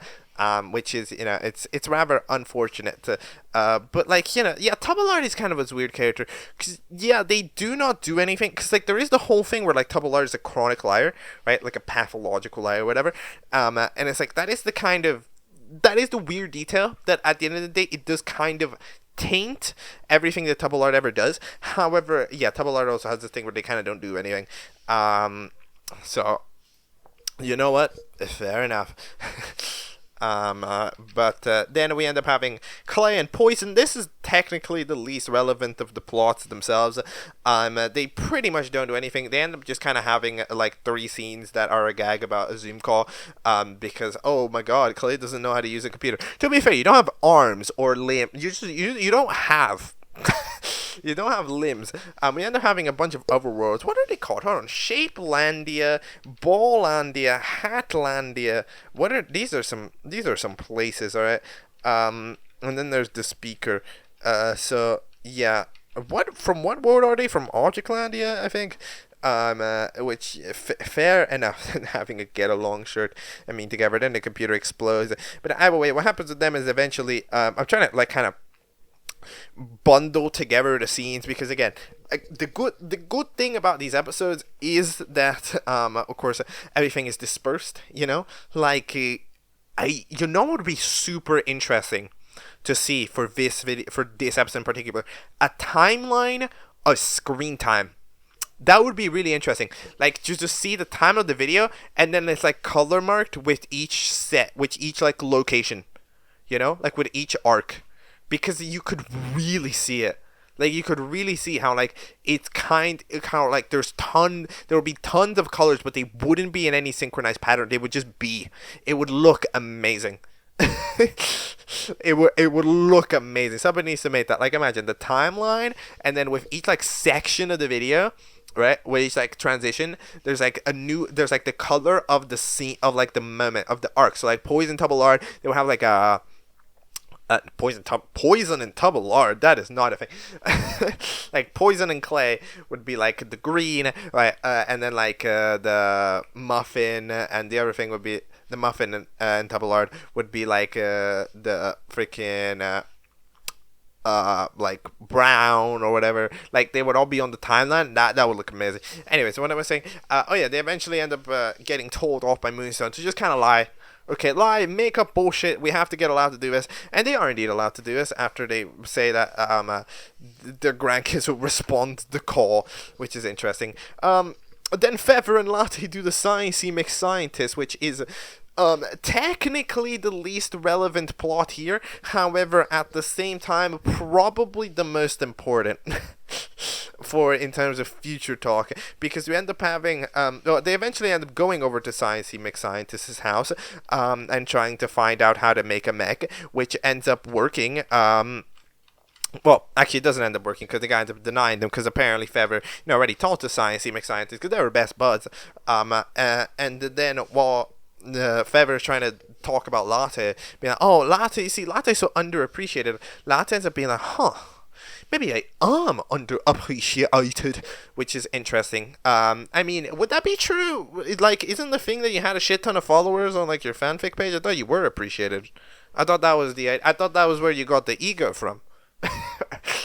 Right? Wasn't that where you got the ego from? Like, remember, like, you had a lot of followers for making the fanfics, and it was like, oh, well, you see, I'm a great storyteller. But I guess, like, the people around Latte never really respected Latte that much. But I mean, I guess fair enough.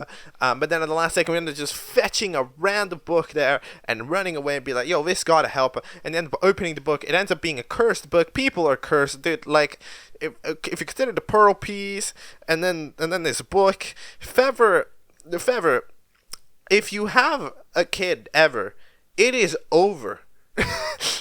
This kid is not making it past 3 seconds alive. But yeah, they end up getting absolutely possessed by an evil entity that the one thing that they do is program an evil kill everything switch onto the robot that makes them destroy the city. But yeah, other than that, not too important so far. But yeah, no, I mean, like, that's not just gonna wear off, so it's not gonna go great. I think, yeah, I don't know what's gonna happen with that, but that's like an episode 6 thing, you know. So they're doing that. Diary ends up just kind of trying to find out ways to get there. Diary ends up just kind of trying to get supplies. They eventually make it up to the cashier. They get a card. They get like a baseball card, and Diary says like, "Oh, she will love this." Who?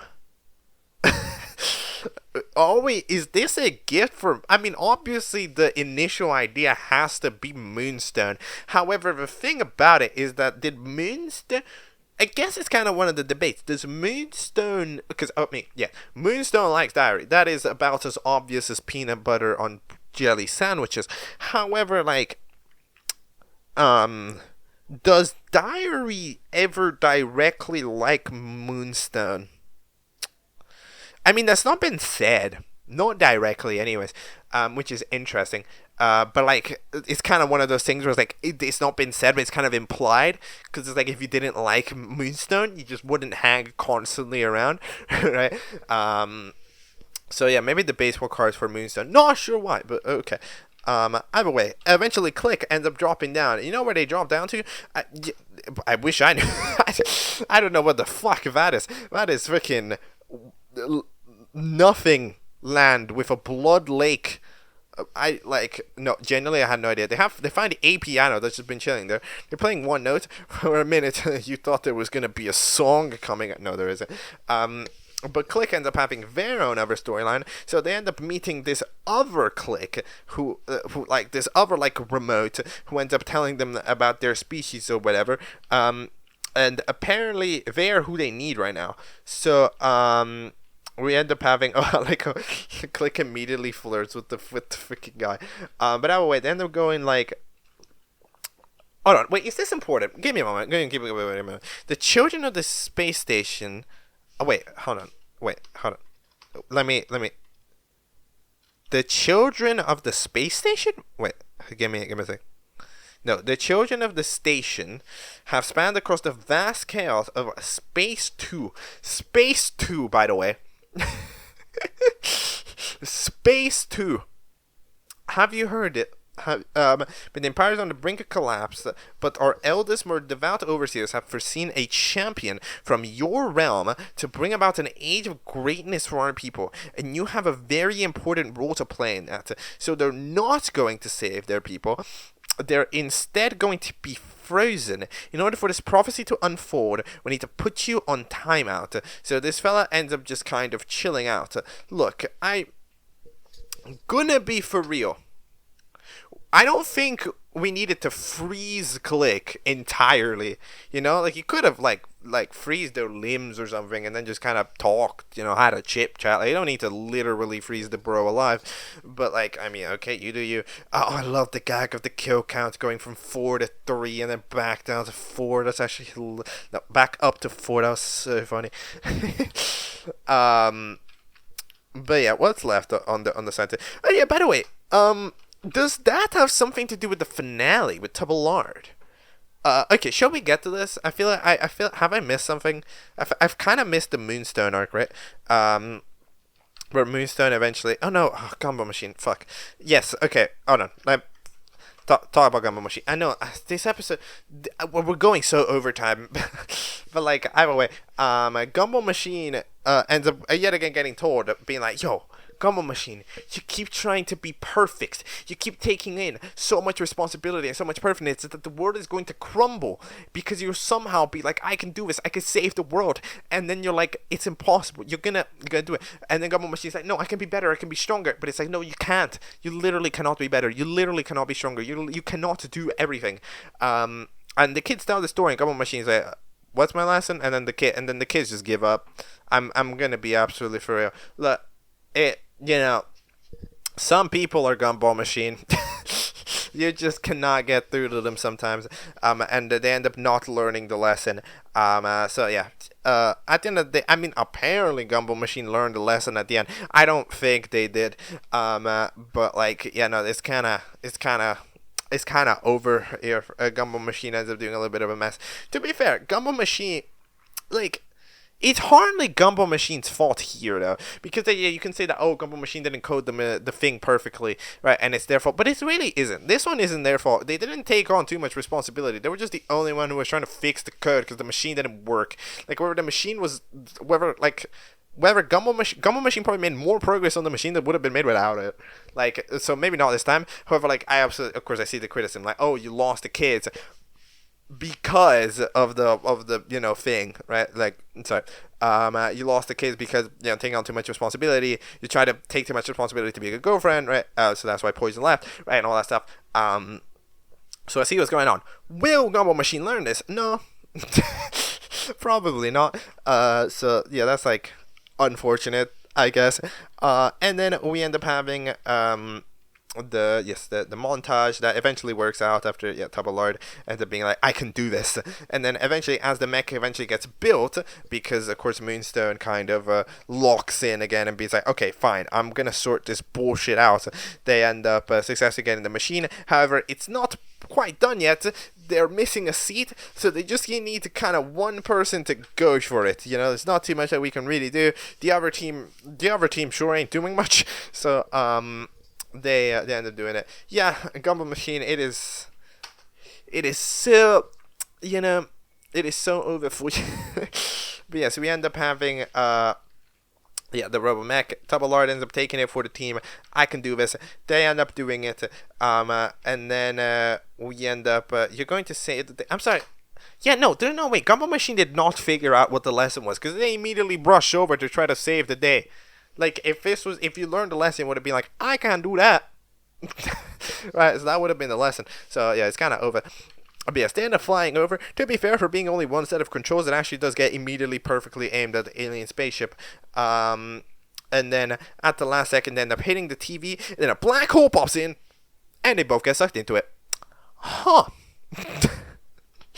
Not great. Okay, not gonna lie, for a moment I thought that was the fourth wall, quote unquote, because like there was the gag made in the middle of the episode where apparently Shark Berry coded it to break the fourth wall, and it literally broke the fourth wall, which was a great gag, by the way.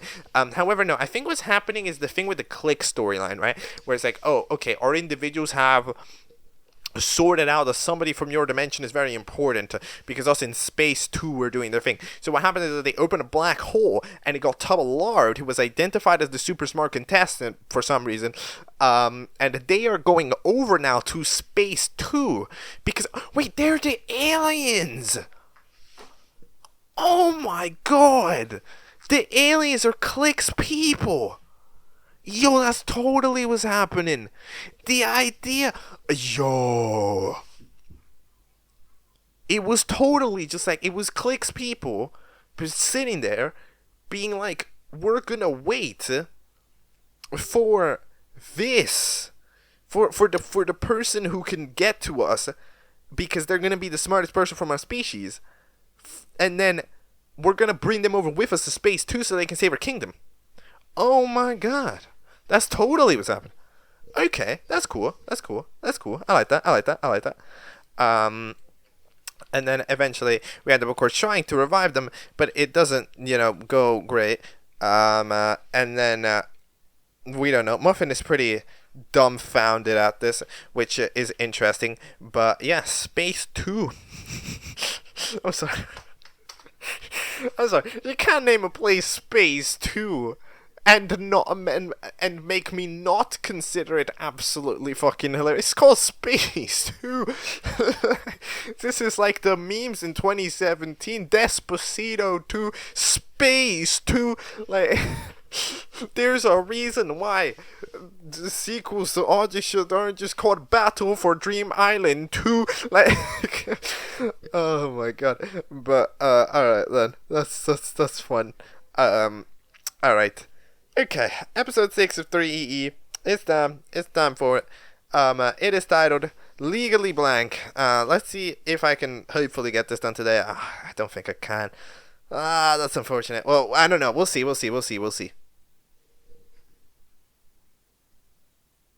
Okay, hello. So that is episode 6 of 3EE. It is deep into the night. Yes, I absolutely fucked up my schedule today. Remember how I said I was super relaxed? Yeah, that super relaxed apparently got me to fuck up every single bit of my scheduling. We are chatting. I'll give you the scoop. All right, since that's what this episode's about. I'll give you the scoop. It is currently 1 in the morning. I know it. That's pretty cool. And I am going to be talking for the next half hour at 1 in the morning. So, yeah, if my analysis of this episode isn't amazing, my apologies. Is because my brain is fucking fried. So, yes, my bad. And I can't review it tomorrow because I watched the episode today. So if I sleep, I'll forget like half of it, right? But yeah, we start off here with the announcement of the Thingy Awards. Now that there's a Nail, who by the way is on the radio show. How are you on the radio show? Aren't you supposed to be in the black hole? How does this black hole work?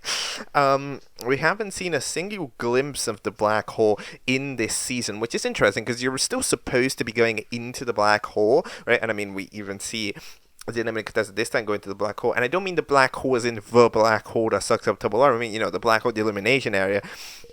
So I have no real idea how the hell Nail is here hosting the radio show, but hey, that's pretty good. So you're doing pretty solidly, and you know what? Nail is a pretty good radio presenter, I must admit. Actually seeing Nail on the job, I will say, like a lot of people, the joke in Excellent Entities was that Nail had a super grating voice. I never thought that Nail's voice was actually that annoying. I thought that it actually, pulled off his job relatively well. In terms of being a unique presenter. But anyways, we have a Thingy Awards, which settles in the vibe of this episode. The Thingy Awards, of course, are the awards for the best object show that get given. First of all, by the way, isn't it interesting how there's not a real award series for object shows? I feel like somebody would have made that, some YouTuber, but there isn't really. I know that there's the OSCers that got announced yesterday on Twitter, and some people have called out, being like, yo, you should vote me, such as Whoopdoo, who made BPR, as well as Fusion, who made Object Division. However, I will admit that I don't really believe that much in that award show. I'm sorry for going on a side tangent about award shows. The episode's half an hour long. We got plenty of time. I don't really believe in an award show like that, by the way, because I'm gonna be 100% honest. They don't understand that an award show needs to be an industry thing, right? It needs to get voted on by industry people, and the nominees need to get chosen by industry people, right? For example, in the OSCers, I know that there's an award for best storyboarder, and it's well, how the hell are we supposed to know? We just watched the finished episodes. Even if it says the storyboard artist in the credits of the episode, we don't know what did what. We don't know what it looks like. We're not the people to judge, right? The people that should do the nominations and should eventually properly give out the awards are industry people, and that's how it's in every other award show. In the Game Awards, you can vote, but it's not it's not the players. It's not a global decision. It's only 20 to 70% of the opinion, right? So, yeah, I'm just saying, unless there's an object show awards that properly comes in, brings in industry figures to be the judges, to be the proper, opinionators, I don't think that there's going to be an object show awards properly. And somebody needs to understand that, and the only person that can really orchestrate that is somebody at the top, right, who has the connections to get it done. And so far, it doesn't seem like anyone over there is interested. Anyways, let's talk about these fake Thingy Awards now. These also settle in the vibe of the episode. So the vibe of the episode, we're really playing on meta humor here, a lot. Because, of course, the Thingy Awards themselves are object show awards, which means that we end up having, of course, a lot of other object shows mentioned. We end up having the challenge to boost ratings of the show, which means that we have to directly talk about the show as a show, right? Meaning that we have to talk about canon, fanon, right, relationships, all that stuff, just in general, culture around the fandom, culture around engagement, culture around online media. So it's a very meta episode, right, that is properly channeling it in. And you know what? It manages to pull it off. In terms of comparing this episode to episode 5, I believe that this episode uses the same writing style that episode 5 does, right? In terms of having a constant swap of scenes, right? So it's structured in the same way, which is good, and this episode does end up very good as a result. It's not as good as episode 5 because like there isn't as much environmental changing, right? Like it's just a case of the arcs themselves happen to be more set in stone in one place. There's not as much degree of importance to them, right? And also, meta humor, in my opinion, is less funny than the show just making its own jokes, right? Like, my favorite parts of this episode are when they just do a joke themselves.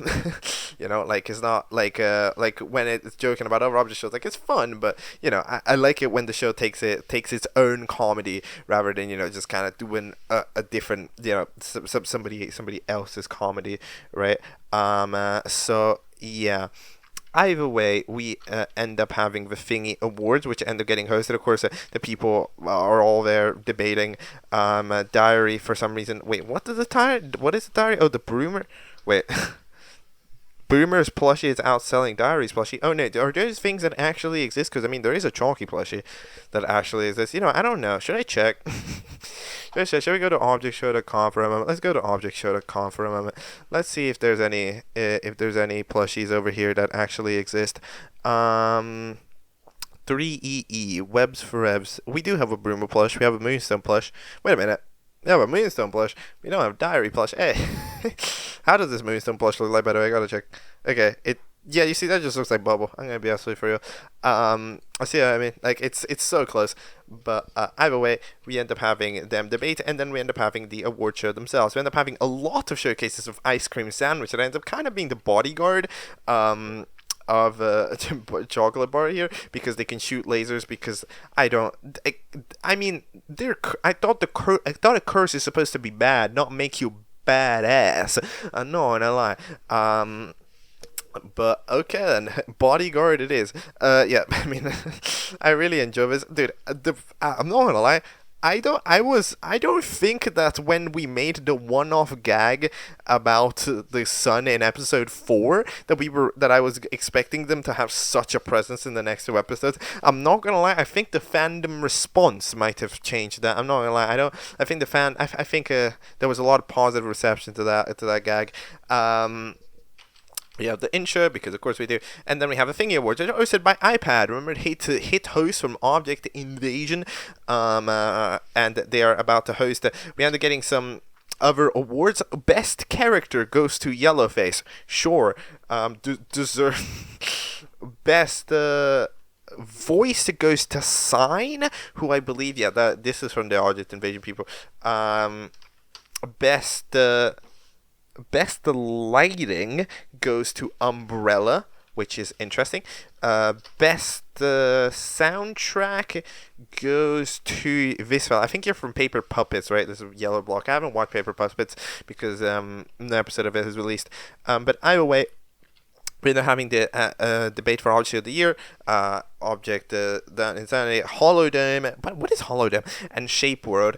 And either way, we end up having Chocolate Bar at the end being like, oh, I know we're going to win, so that's the next challenge. The next challenge, get us trending.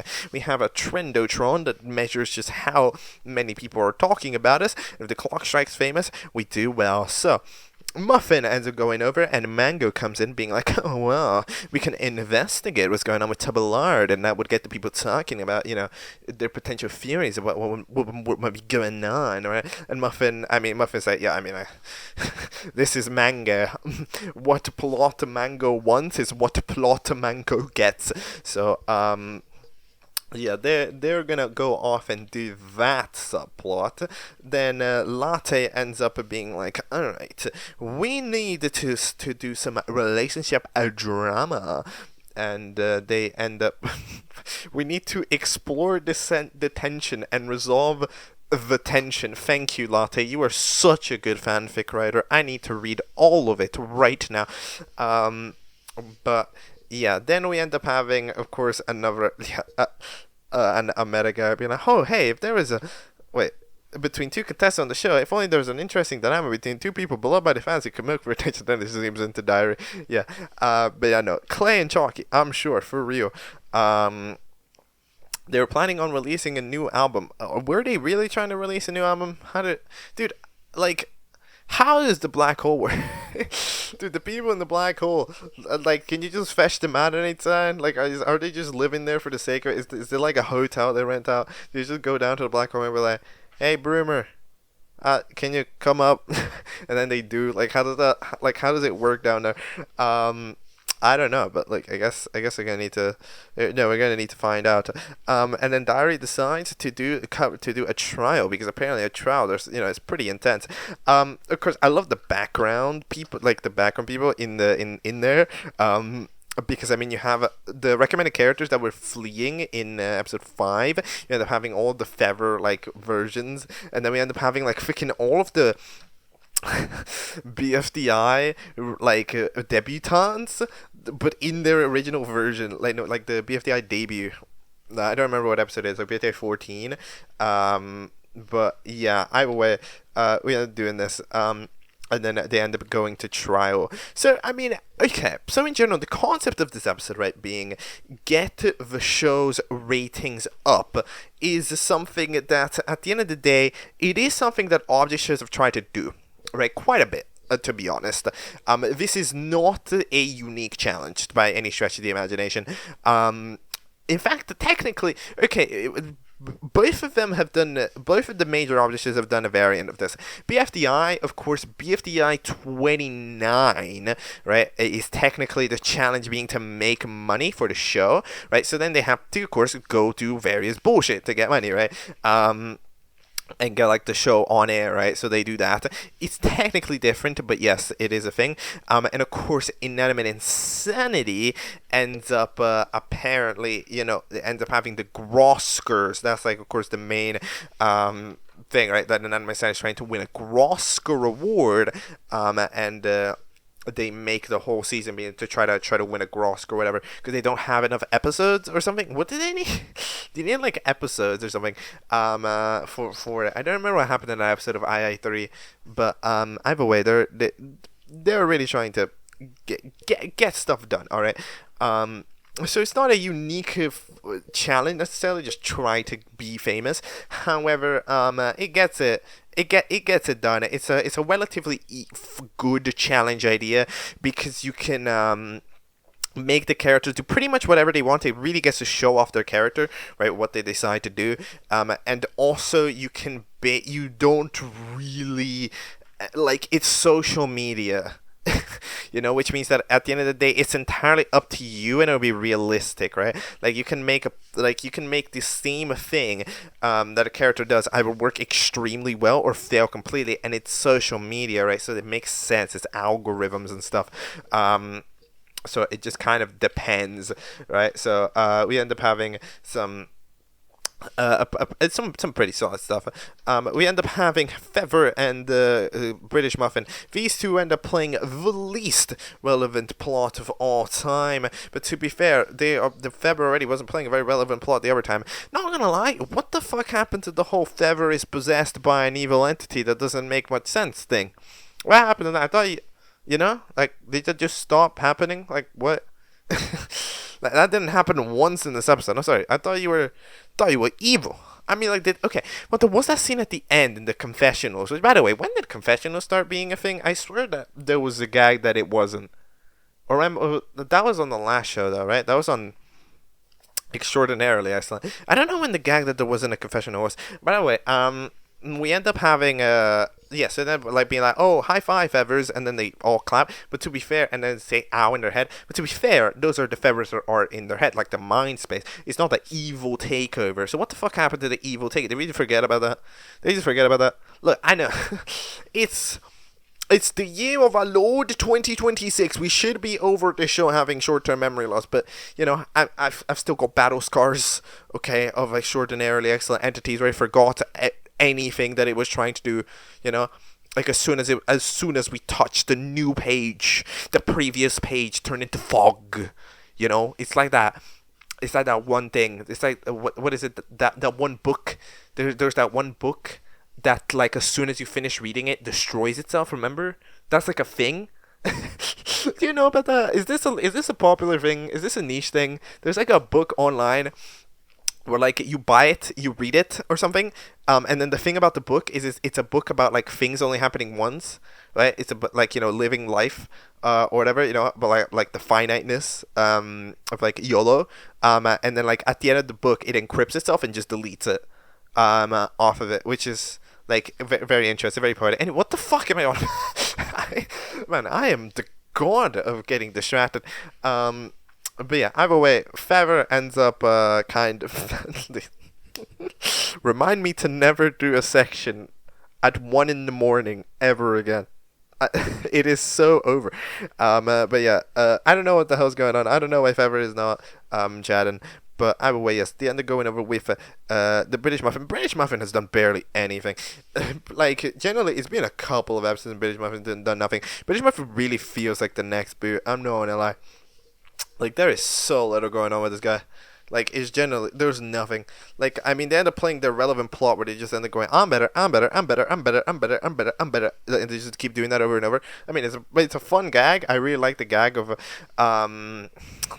Feather going like, meet me at these coordinates, and then it's a picture of grass, and then they end up actually encountering stuff at a picture of grass. Like, yes, that's really funny.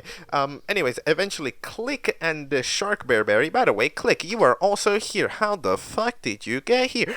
Weren't you in timeout? You see, no, I mean, I guess you don't need to be in timeout, right? Because okay, you see, I think my theory is correct. I think I'm correct, by the way. I believe that what happened is that the alien spaceship were Click's people, and they opened the black hole to bring Tom of Lard along with them into space 2, so that way they could save the entire whatever. I don't know why Click needed to be in timeout for that, considering it's Click. Did you really think Click was gonna change the status quo down there? They were about to play piano until the world collapsed, but like, I mean, you do you. I don't really know, but like this, you know, this show do what this show do.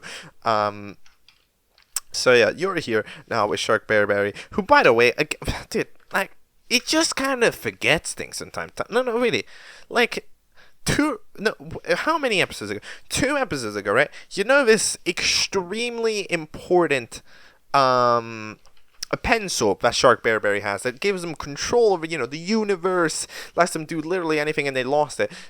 So, like, you're telling me that with this mind bend, like this fourth wall shattering pencil, this bro loses it and proceeds to be like, oh, I lost it.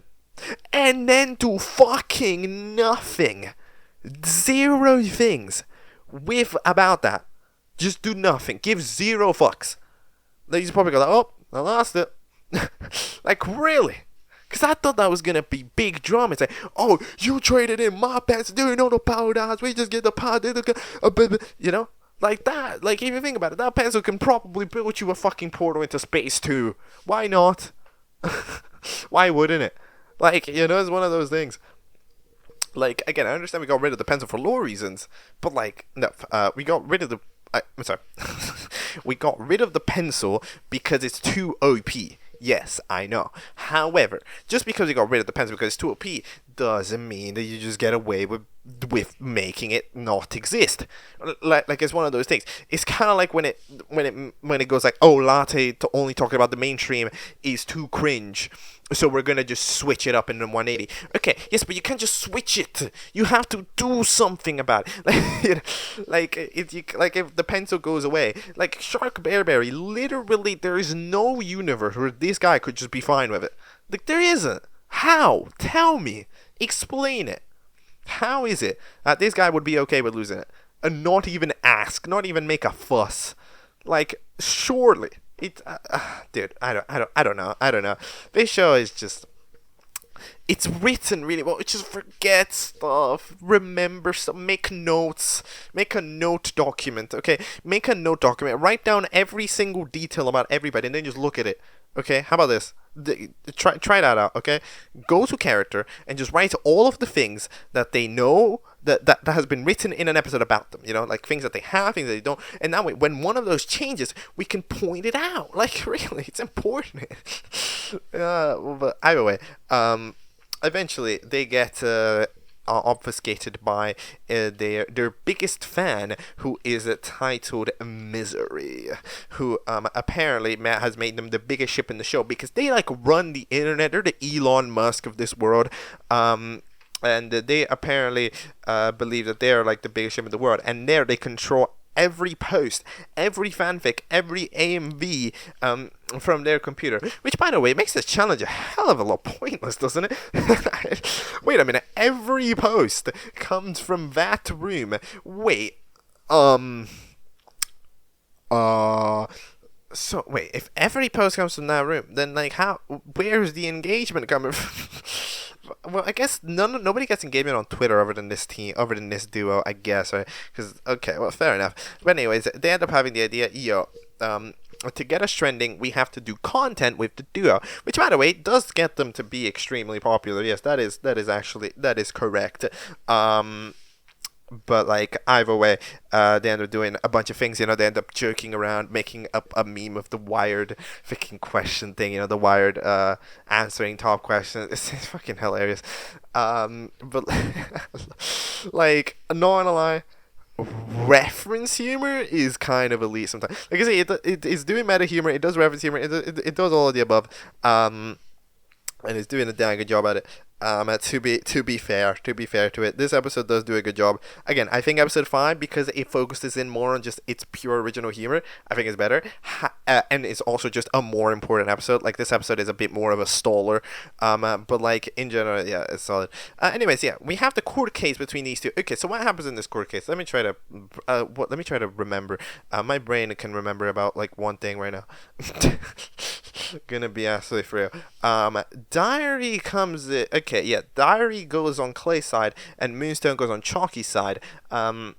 Because Chalky's apparently, the bad guy. So then Diary comes in being like, well, Chalky's like a bad person or whatever, the opening statement. And then Moonstone is like, okay, I gotta lock in, alright? And then we end up having Moonstone to come in with the defense that they are disprove the claims and then prove that Chalky is a trustworthy, funny little guy, and that Clayton is a scheming, manipulative fella. So if that's what they're doing, then okay, let me try to remember this. Oh god, yes, we end up bringing it. Oh yeah, we bring in Broomer to the stand to do cross-examination. They're under oath, which is a giant brick called oath. Okay, nice. And then proceeds to ask some questions about it, and then because of course their husband or whatever, and then eventually we end up having Moonstone try to ask some questions to Broomer, and it doesn't really work because it's like, oh well, surely Chalky's really nice, huh? Well, not really. This is kind of bros. And it's like, well, Clay must be super mean. Nah, bro. Well, I super chill. I mean, what did you want?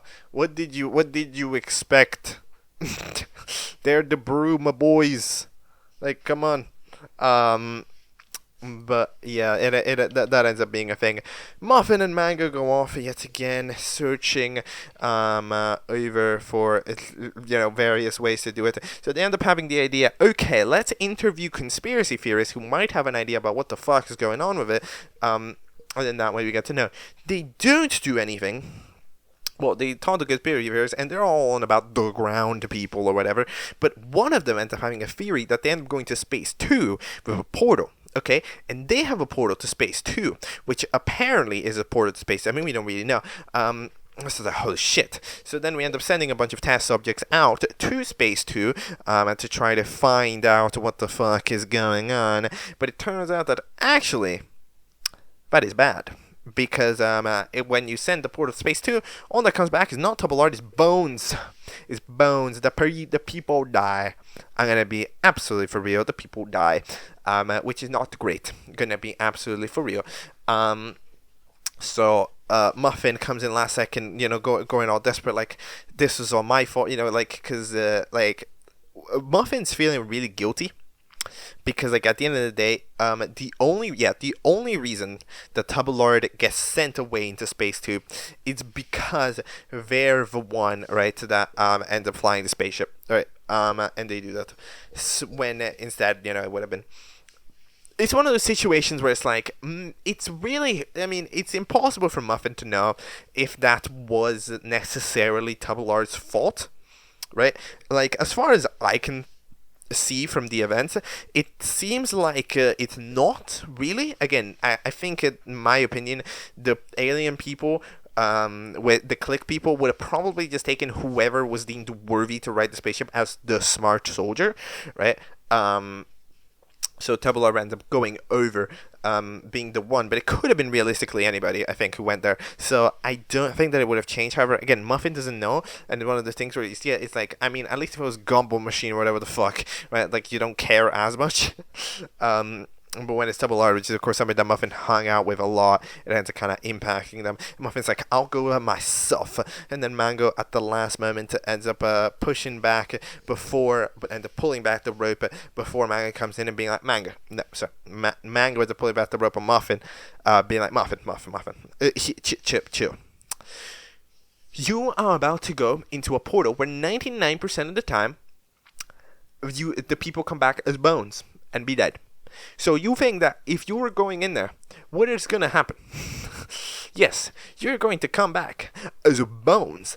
Yes, that is correct. For once, Mango has made a correct assessment. I mean, well, okay, Mango makes correct assessments relatively often. They're just relatively mean about it. Right? They say when somebody says correct things, but they say it in such an annoying way that you don't want to agree with it. Yeah, that's Mango. So yeah. Muffin ends up eventually, crying out, and Mango ends up just kind of pulling them, being like, oh, okay, let's get some ice cream. Maybe, let's hope that we don't get an ice cream sandwich, because that would be bad. But yeah, so we end up doing that arc. Yeah, I mean, it's sad to see, but, like, at least it's nice to see that, arcs are happening. There you go, I told you. Episode 1 to 5 is the early era, we're introducing everybody and every dynamic. Dynamics have been introduced. Episode 6 onwards, arcs. Do you see it? You see it? This is what shows do, intentionally or unintentionally. It just makes sense, right? I'm putting a word to what just makes sense, right? But like, and here, we have the whole relationship. Like, we're building things on from like episode 5 on up, right? Which I think is pretty solid. And then we have last, dude, there's so much bullshit in this episode. This episode is this is big. Like, I'm only realizing talking about this, like, oh my god, this never ends. There is so much shit going on. Hold on. Can I remember how this court case goes? Hold on. So, this court case ends up having that Chalky, wait. Okay, hold on. Oh yeah, hold on. I'm trying to remember what happened because I don't want to skip out of the video. So Moonstone brings Chalky up to the stand, and the bee's like, okay, Chalky, can you yap? Say the longest story you possibly know. And in the meantime, Moonstone is trying to think, how do I win this? It buys time. Then they're going like, okay, I'll think. And it's like, oh, hey, I can read minds. That's true. Let me read Diary's mind to see what the defense is, right? Or they did defense or the prosecution? What the prosecution is thinking, and then that way goes. Okay, so apparently, so apparently what happens is that trying to read Diary's mind doesn't work because we end up having, because Moonstone is just so unbelievably in love, quote unquote, trying to read Diary's mind just corrupts the thoughts and makes them super fake, just make them super, like, romantic, which means that it ends up that it doesn't work. I believe. I think that's the best descriptor of what's happening. We end up having the epic line from Moonstone, okay, I'm gay, like, I get it, which is interesting. I mean, like, would I debate? I mean, of course, I can debate if that's how that works or not. I mean, personally, I don't think that's how that would work. I mean, like, you're reading the thoughts of somebody else, like, how are they changing, like, it's kind of weird, no? It's kind of, because you're not, like, it's not an opinion, like, that's the kind of thing about it, like, the thoughts of somebody else are not an opinion. How are you changing them depending, like, it's kind of weird. I mean, let's just distract, like, maybe, but, like, it's kind of difficult to think about it. But yeah, either way, they end up doing that, and after asking Chalky about the bunnies, ends up having a clutch idea. All right, comes in with a clutch idea, and you know what clutch idea we end up having? Moonstone ends up going, all right, Chalky has done bad things, but we're all criminals. Gummy Bear, you robbed the bank or whatever. Clay, you freaking did this, you did that. Like everybody did terrible things, and we're all accomplices of Chocolate Bar who kidnapped us all, and we hang out with him all the time. All right. So if we hang out with him all the time, that means that, like, at the end of the day, we're in a world with stupid rules. So respecting laws and rules, why should that matter for Chalky, who, broke these rules, but not anybody else, who's literally in this room and also broke these rules? Valid. That is a very valid critique here, from them. And then Clay proceeds to bring up a relatively solid counterpoint. You know what the counterpoint is? The counterpoint is very simple. The counterpoint is, well, I mean, just because all of us are bad doesn't mean that you then have to stop being bad, right? So, like, that makes sense. However, Clay proceeds to diss it, being like, he was working with Feather, and he blew the Sarcastic Park challenge. Very good. That means that Clay knows. I mean, Chalky knows that Clay knows, but nobody else knows that Clay knows that Chalky knows. But what if? So then Moonstone ends up calculating for a little bit, which I must say, I'm impressed. I mean, Diary was right there. That means that Moonstone successfully managed to have a coherent thought with Diary within a 100-meter radius. I mean, that's the first time that's ever happened. I call that growth.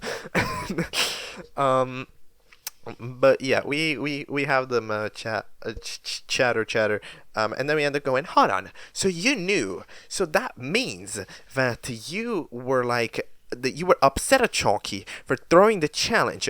However, you did not believe that Chalky was, so you believed that Chalky was going to vote for you, and you were safe enough to believe that nobody else is going to vote for you, so to cause a little bit of a stir, you voted for yourself, right? And then made it seem like Chalky is the one who voted for you, instead, so you did crazy manipulation, and that was mega clutch, by the way. Moonstone locked the fuck in. It's almost like Moonstone is somebody who built an entire cafeteria before. I'm telling you, man, this show is really trying to make Moonstone work. It is such a difficult task that it has at hand. It is really trying to make Moonstone work. It's succeeding. Yes, I say it's succeeding. It's like 80%. I'm not giving it too much. It's 80% of the way to making Moonstone work. It's still not perfect. However, I think that we're starting to lock in Moonstone, which is nice, because that's like the big fault. That's the big fault here. So the fact that we're getting it to properly lock in is nice. And yeah, they win the case or whatever. And either way, we then have Latte proceed to do a whole ass screenplay. Remember, they do those about the relationship between Gumball Machine and Poison. I love it because they have like enough details to where they do know the stories, but they don't have enough details to know the details of the story, so just kind of make shit up. And then they proceed to show it into the both of them, and they're still relatively argumentative throughout the entire section of it. And they end up debating about it. And it proceeds to be kind of complicated about it. There's so many there's too many funny one-liners in this section to really be able to properly give it away. But I think my favorite one was the one where it was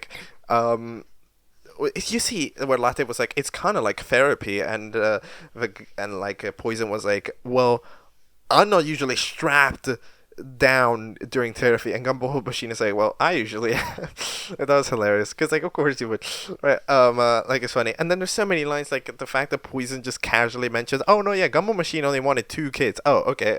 What all right, random lore drop. It's so, like some of it is so nonchalant. But yeah, these two, I mean, like, overall, the screenplay is pretty alright, I think. I mean, of course, it's a little silly, because it's about a thing that actually happened. But, like, in general, we end up having the moment there, where at the last moment, we end up having, a Gumball Machine be like, well, I don't know if I even want to be with you, right? Because that's like the famous thing where, like, at the end of the day, Poison has a reaction to that line, because Gumball Machine is like, I don't really know. I'm like, look, I learned my lesson because somehow she did. I'm sorry, how did you learn this lesson? Okay, wait, so you telling me that, like, when the kids come up to you and literally just tell you straight on the lesson, you don't get it. But as soon as you see a fire 1 million miles out that has, like, it has something to do with you, but at the same time not that much, you go, oh, now I got the lesson. Like, what? I don't know. But to be fair, Gumball Machine's brain does work in mysterious ways that nobody can quite understand. I do have to be honest with that one. However, like, in general, yeah, it's not an amazing thing there. But either way, we have the Poison and Gumball Machine. Yeah, Poison has a reaction to it, almost as it's almost as like Poison liked the position that we were in. It's really interesting. It's almost like Poison was like, yeah, no, I'm the mature one, but like I have the option, right? Like, it's like, I think Poison, like, again, I don't know how relationships work. Well, it's gonna be absolutely for real. I am the most single man you'll have ever seen in the world. Okay, except for like the Shark Bear. But, like, in general, oh yeah, by the way, those two have like a divorce. Dude, there's so much shit in this episode. Somehow Shark Berry has a divorce with Click in this episode, by the way. Like, that's just a plot line. Oh my god. Dude, I really wish I could talk about this episode not at 2 in the morning. But, oh yeah, it's almost like as if Poison liked the position of having the option to be like, I'm being the mature one by considering Gumball Machine unstable to be in a relationship with, but I still like Gumball Machine and would like the option, right? Like, that's kind of how Poison was thinking about it. But, like, if Gumball Machine isn't interested, then Poison kind of feels bad about it, because it's like, damn, I don't have the option anymore, right? A lightning strike happens to hit Gumball Machine. Yeah, you are cursed. Fair enough. Those were the kids that were like, fucking told ya, bro. Those are the kids' retaliation. But yeah, how is it? Sure. Click, dude, yeah, you know what? That's fair. Remember when I said that Click was not relevant? And Click, like, ever since I said that Click was not relevant, it was probably the next one to get eliminated. Click has proceeded to get into like 4 relationships. It is truly quite crazy. I'm not gonna lie. However, we then proceeded to have those two end up breaking up, but then we end up having at the last second everybody coming canceling, because of course Misery has gotten upset about it. There's people in the room, by the way. Yes, I know it's 2 a.m. and there's people in the room. But either way, we end up having Shark Bear go crazy, be like, I'm getting cancelled. Everybody hates me right now. And it's not going crazy. Gonna be 100% for real here. With this one, I will say, technically, you gotta remember the phrase that this episode, the Shark Bear, well, at least Shark Bear forgets. On publicity is good publicity. You'll notice going on the trending page. It's not just positive. Like, you don't need to make everybody love the show. You just need to have everybody talking about the show. Like, remember, that's the rule set, right? Which means that, like, in general, having you get cancelled right at the last moment, having everybody tweet about you, you're gonna get on top of trending because you're cancelled, right? So absolutely, actually, that is a huge deal for that team, right? So then at the last second, they end up going, yo, what's the best way we could possibly do it. Let's just get in a fight. However, they kind of exaggerate and go into too many fights. Somehow, freaking Pepper just rips off the straw from Latte. That probably hurts. I don't really know, to be honest.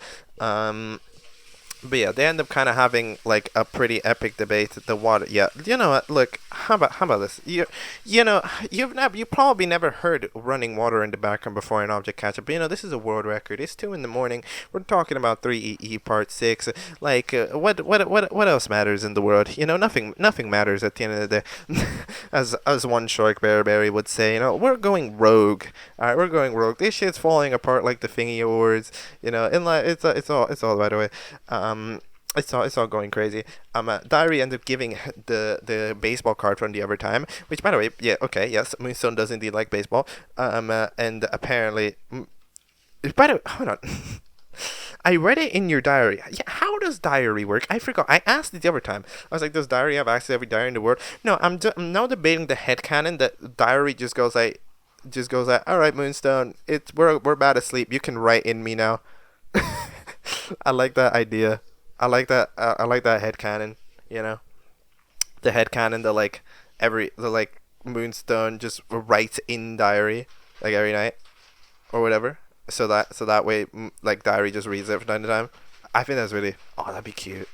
I know that's one of the shirts as well. It's one of the shirt designs, dude. Okay, that'd be fire. Make that real. Eventually the thing explodes and Team A ends up officially winning, which means that Team B is up for elimination. Ice Cream Sandwich ends up blowing up a couple more people because, good job Ice Cream Sandwich on being the GOAT. This team is truly a shambles. This team is shambolic. I mean, like, this, yeah, it is quite bad. I'm blaming Feather and English Muffin for somehow never doing anything even remotely useful. Then it turns out that the winner of the Object Show of the Year ends up going to Object Lockout. Yes, the hit series that didn't have an episode this year. I know, right? But hey, I love the gang. Object Lockdown got nominated, but Object Lockout won the award because of course it did. Like, bro. But either way, Paint Palette ends up dropping in and then getting immediately exploded. Ice Cream Sandwich, good job. And then we end up having the eliminated contestant obviously be Latte, right? Because, I mean, like, it's the Gumball Machine and Poison are mad at them. English Muffin has no opinion. And, I mean, English Muffin doesn't like Feather, so that's 2-2, but then Click ends up being mad at Latte. So there's kind of nothing that you can really do. Because I don't think Click likes Latte, so it ends up being a bad moment. Latte gets eliminated. Goodbye, Latte, but hey, at least you did go out with a bang. We got to properly see a Latte screenplay for the first time. I mean, technically, we got to see it in the forms of the fan fiction, right, that, of course, existed on fanfiction.net. However, of course, those are obviously jokes, so we got to see Latte's talents properly at stake, and it's time for the next episode. It is so unbelievably late. I want to sleep. I would love to sleep, but do I have to do the freaking talk about the episode? I guess I do, right? I have to do my little chat about the episode. Okay, last little chat about the episode, about the show, the status of the show, and then I'm going straight to bed. I think that this show is in a very healthy state right now. In episode 5, it really managed to find the way to write an episode that it ends up very solid. It does now need to start to worry a little bit about time, though, because, of course, 9 months ago, 3 days ago, but at the end of the day, this is something that the show has always dealt with, even in extraordinary XL entities, had to deal with really long wait times, and it always got through it. So if there's a show that at least will trust to manage to survive it, it would be this show. I mean, especially considering the last moment here. So yeah, I trust it from right now on. I think the characters are nearly all solved pretty much. They've all got a line going on. Like again, the show had some growing pains, absolutely, especially since it didn't have too much time to work with. But now that it's had half-hour-long episodes to really sort itself out, it has managed to sort itself out well. Tomorrow morning, I'll close out this episode with an outro. But for now, goodbye. I'm sorry. Alright, and that will be all for today's Object Catchup. I don't know why I left it to this morning to do it. I don't know what I was doing. Man, I was tired, man. But yeah, overall, that was the 3EE catch-up. I hope you enjoyed. I personally really enjoyed getting to see the series, and it was nice to actually have a little bit of a multi-day thing, because it got me to properly connect with the characters, right? Because, sometimes when you notice that I get names confused constantly, it's because, I'm not too used to the characters, but having a day, and then another day, and then another day, it really got them into my head, right? Because you saw, like, when I was doing the excellent entities, I was getting the name stumped, like, constantly. But now, Moonstone, I ain't never forgetting that name. Like, I'm proper, like, locked in the name now, which is nice. It feels like I'm more properly, caught it, like I'm more properly caught up, like taking my time with this one, which it was nice, especially having a couple of straight days only watching like one series of shows. But yes, the road to 3EE is done. We have officially reached 3EE, we have watched 3EE, and we can get back to other things that we need to watch. It was an enjoyable experience. I'm hoping for the next month, within for the next episode, within 2026. Yeah. Good luck, and for 3EE, for the WebzForevz shows, we're all caught up. See ya.